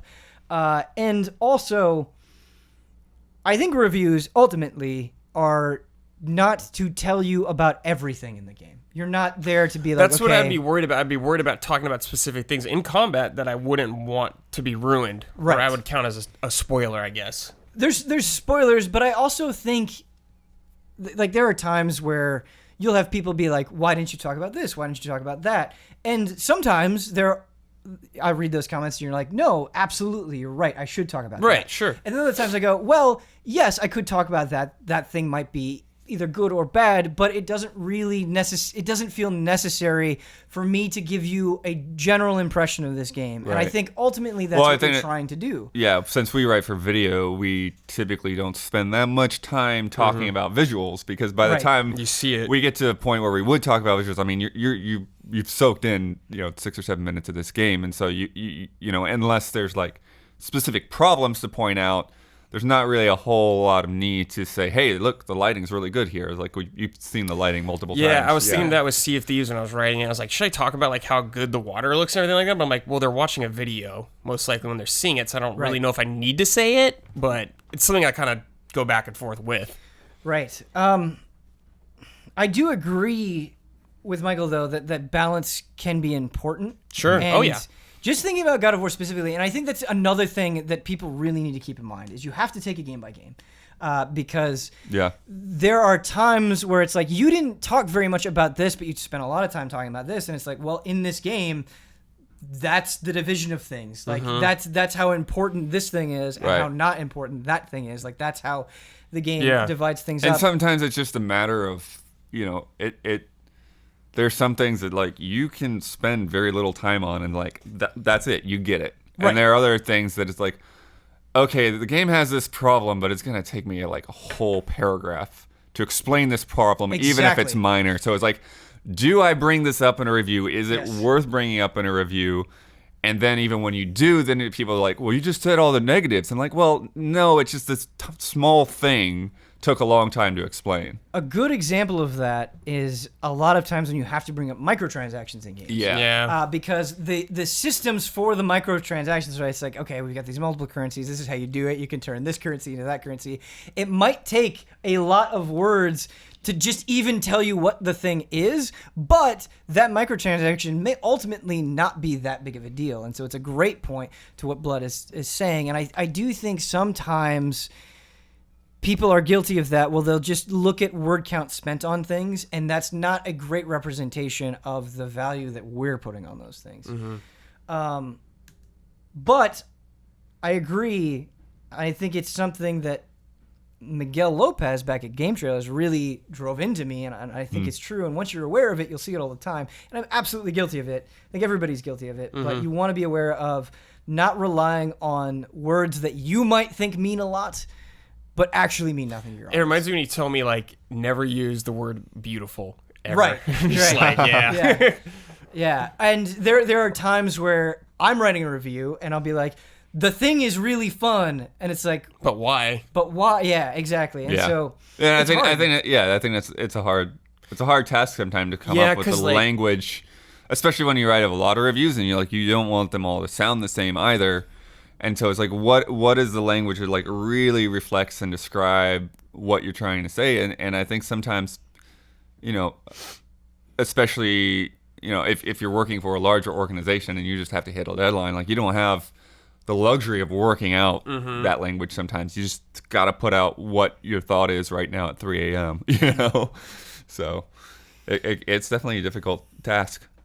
Yeah, absolutely. And I do think another point that I want to bring up is different things will matter more to different reviewers. Yes. And so that's something that you want to keep in mind. I think it is very important for people to find voices that they like, voices that they feel like they can trust and stick with them. Another thing that I want to say is the benefit of the YouTube/Twitch streaming days. Obviously, it would be nice to get this information beforehand, but once God of War is out, there will be people who will do incredibly deep videos that will solely focus on the combat. Or there will be people that, the exact opposite of that, is just like, we're going to focus super specifically on this one aspect of the story. And I think because you're not just relying on big media sites anymore, you do eventually get a lot of different hyper-specific information that may be more or less valuable to you as well. So, yeah. Michael, I think it was a very good question. I think we're always trying to do our best, and we all make mistakes. We're trying to address them, so I think it's good. Yeah, no, I like that. Take us to task, for sure. I like it. But don't be mean about it. You can be mean. Sometimes mean is good. Sometimes. All right, so next one is from Troy. Troy says, games you like but can't recommend. Lally ho, allies. Do you ever struggle to recommend games that you like playing? I've felt this feeling a lot during my current playthrough of Nier Automata. Well, I don't want to make a final stance on the game until I reach the final ending. I wish more people did that. I can say my current feelings in the middle of Path B are overwhelmingly positive, and there are several aspects of the game that make me feel like I'll love it by the end. However, it feels hard sometimes for me to recommend this game to people. Currently, the story seems very odd to me, and while I'm excited to see how it pans out over the rest of the game, I also know that the structure of the narrative can push some people away. I also feel this way about Persona 5, one of my new favorite games of all time, simply because of the time commitment my friends would need to see it to the end. With this in mind, what are some games you love but have trouble recommending to people? Or do you never find trouble recommending games to others? Looking forward to hearing your thoughts. I mean, it depends who I'm talking to. About for sure. The person I'm talking to usually. Like, I'm not going to recommend Bloodborne to someone I know that I will not jive with. Like, if my brothers can play a game, I'm like, hey, you should play Bloodborne. It will not work in that case. I think that's fair. And it's very fair. I think one of the benefits that we have with Easy Allies, and maybe I lean into this more than I should, but I feel like if you are consuming Easy Allies even fairly regularly, you play a lot of games. Sure. I feel like the way that we talk about things and the way that we position ourselves and the conversations that I constantly have with people who watch our stuff is that these people play a lot of games. And so I feel like I can take that in mind, where it's like, okay, because you play a lot of games, I don't have to be like, well, this thing, that thing, and the other. Like, you kind of know what you're getting into. Like, I don't have to explain what the concept of a JRPG is to you. That we're working on that kind of level. So that's nice. But as far as recommending games, yeah, I think it can be difficult. I think Deadly Premonition is a hard thing to recommend. And I recently ran into this, I think it was either Brandon or Huber, and I think Deadly Premonition, I actually think it is amazing. That's not a joke. I think it is truly a fantastic game. But the act of playing it can sometimes be very frustrating because of how clunky it is. It's very slow to get going. But I think if you do stick with it, it's great. I do have those caveats sometimes, those heavy caveats. But my advice to Troy is, I think you just also have to kind of let that go. You can't recommend something to somebody with the intent of being like, you have to like this. Right. You just have to like things very intensely. Oh, yeah, definitely. And because you like them, just recommend what you like, and maybe some people will take to it, and maybe some people won't. But if you spend too much time thinking like, no, I have to get this person to like this thing, it might drive them away from it. Right. Ultimately, it's like you're trying to catch all these flies, and you're focusing on this one fly. Where if you just did it because you liked it, you might get a whole bunch more, and maybe that one person will fly away. Yeah. The metaphors today. Flies. Well, do you have trouble recommending stuff to people? I don't feel like I generally do. I've been trying to think of a specific example because I know that there's been something in a recent memory where I've thought that, but I haven't pulled it from my brain yet. But yeah, there are definitely things, that like Brad was saying, like based on the person, it's like this is a great game, but I wouldn't necessarily recommend it to this set of friends or whatever. The ones that I struggle with the most, because I was talking about like, hey, just recommend the things you really like, and that's always easy. Like if you feel like something is a 9 or an 8 or something, or I'm just using numbers for quick reference points. But if you really love something the whole way through, it's easy to recommend. But the swimming in 7s can be very tricky. Sure. The games that you enjoyed that aren't going to stick with you, that aren't going to be on your top 10, and somebody comes up and they ask you directly like, hey, should I play this? Because I think in those situations, it's very difficult to give them an accurate portrayal of how you feel.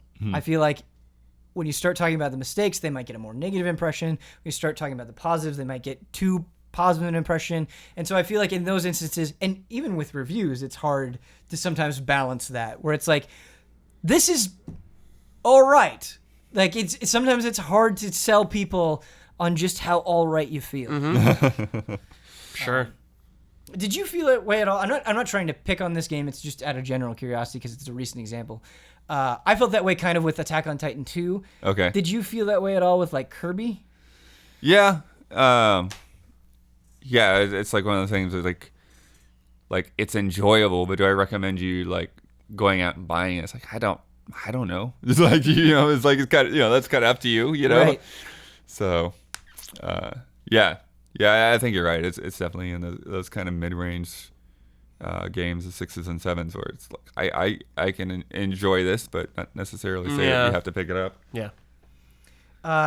This is probably as good of a time as any to talk about this, but the questions that I get a lot that I a lot of times just straight up don't answer because I don't know what to tell them are when somebody says, hey, I can only play one game this month. And I think that's a very valid concern, of course. For sure. But they're like, should I play this amazing thing or this other amazing thing? Like, just an example, they're like, should I play Persona 5 or Nier? And it's like, Those two are tough. I don't know. I tend to side, when people ask me those questions, I tend to side with the shorter game. I think that's reasonable. Yeah, like, I think that's reasonable. You can play this game and then play something else. Whereas Right. that game, you're 6 months, you're done. But then I think to myself, like, if they can only play one game, do they maybe want the longer same thing? one? I'm like, oh, how many games can they buy? Yeah, I think it's a question of like, is it a time issue or a money issue? It's always like a case-by-case basis.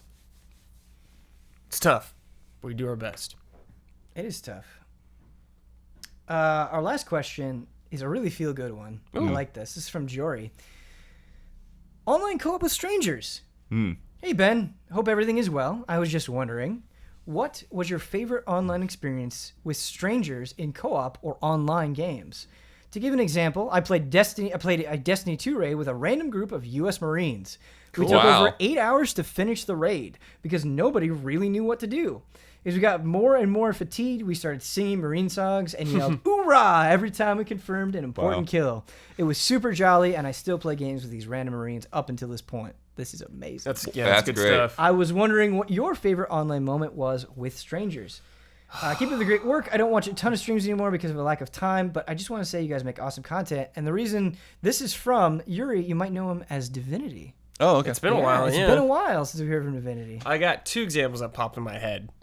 Playing Final Fantasy 11 back in the day with some Japanese players. Tell me about this. And just trying to like communicate with them about certain things. And like, just like if you do something like you get like those translated messages that says like very good or something like that. Thank you. It was like so wild when I played that. Yes. Because that was my first MMO. Yeah. And I was like, wow, it's crazy. And when I was playing Sea of Thieves for review, I played with a fan. I forgot his name. I'm sorry. But I came into the game. She's like, hey. And he's RPing as a pirate the whole time. So I'm like, all right, dude, I'm going to RP as a pirate too the whole time. So we played for hours just RPing, trying to make each other laugh the whole time. Nice. It's beautiful. That's awesome. Yeah. Those are both really good stories. I'm sad that I didn't play with you and RP'd as a pirate. Anytime, baby. I remember getting really excited upon first playing Final Fantasy 11 and using the auto translate. Dude, and just crazy. Just that feeling of like, oh man, like we're using this technology to communicate. It was just such like a pure, wonderful feeling. Yeah, I felt it was. so happy. Yeah. Absolutely. Blood, co-op with strangers. Yeah, I don't think I have any great examples. It's not something I do a whole lot of. Come on, Blood. We gotta get with that. We gotta do that. We have to do that. We have to get like co-op with blood good experiences. Sessions, Yeah. Nothing with like Souls or anything, because I know you went through this somewhat recently. Yeah, well, I mean, Souls I wasn't even like with Souls 3. I wasn't even allowed to. Brad ruined it for you. Okay, but yeah, it's not. Hey, I made him play the game. Damn it. I definitely. Yeah, I mean that game doesn't have those games don't have voice chat. Yeah, anyways. you can't like communicate as well. So yeah, Usually. I mean I definitely would frequently in Dark Souls 2, like after I'd beat a boss, I would put my summon sign down and like go in there with other people and fight the bosses. And then in like Splatoon 2, there's the Horde mode or whatever. Cool. But nothing. Yeah, I don't know that I have that many experiences where I was like co-oping with like people and like doing a lot of chatting, communicating, and stuff like that. Yeah, not something I've connected that well with. I have a lot. Did you have any like crazy? Maybe it wasn't a good experience. But did you have any like crazy conversations in PUBG or anything? No, PUBG. I was just doing like solo matches. I wasn't doing any of the co-op stuff either. Okay. So. Okay. Definitely something that's a bit more intimidating for me. Yeah. I don't know what I would. Oh, what about Journey? Mm-hmm. Do you have any good online co-op exchanges? Oh, I definitely enjoyed doing that. Okay. But you can't do much. You like chirp at them, maybe. Yeah, but I think the limitations make it even more enjoyable. Yeah. For me, this might not be a surprise to anyone, but that's okay. Still want to talk about it. Phantasy Star Online for me, 100%. Would you play this on? Dreamcast? Yeah. Dreamcast, that was the only. Yeah, GameCube wasn't online, or was it? No, GameCube was online. Yeah, okay. I actually did not play Phantasy GameCube Star Online, offline. until we played it for I mean, you could play the game offline. Yeah, but it's just funny. Playing Phantasy Star Online on the Dreamcast, specifically at that time, I mean, it was still unreal that you were even playing with people online. Yeah, like that's what Final Fantasy was for me. It's like, wow. Right, and so like comparatively to like today, it felt like a really small pool, and I think partly because of that small pool, I remember, and again, we're dealing with memory and nostalgia, so keep that in mind, but I honestly remember every experience pretty much in Phantasy Star Online being super positive.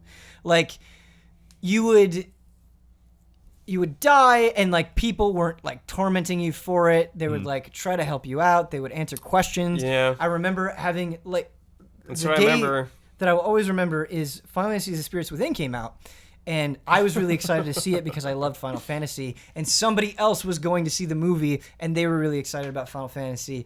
And it was just like this really pure time where no one was trying to shit on other people. You just liked video games, and it didn't feel like you could communicate as easily, so you were just really excited to talk about the things that you were passionate about. Yeah. And it was awesome. And I think that experience that I had is the number one reason why I love Phantasy Star Online so much. Yeah, it's like what Final Fantasy 11 was for me. Yeah. Just like, I can't remember one like negative experience with a player or something like that in that game.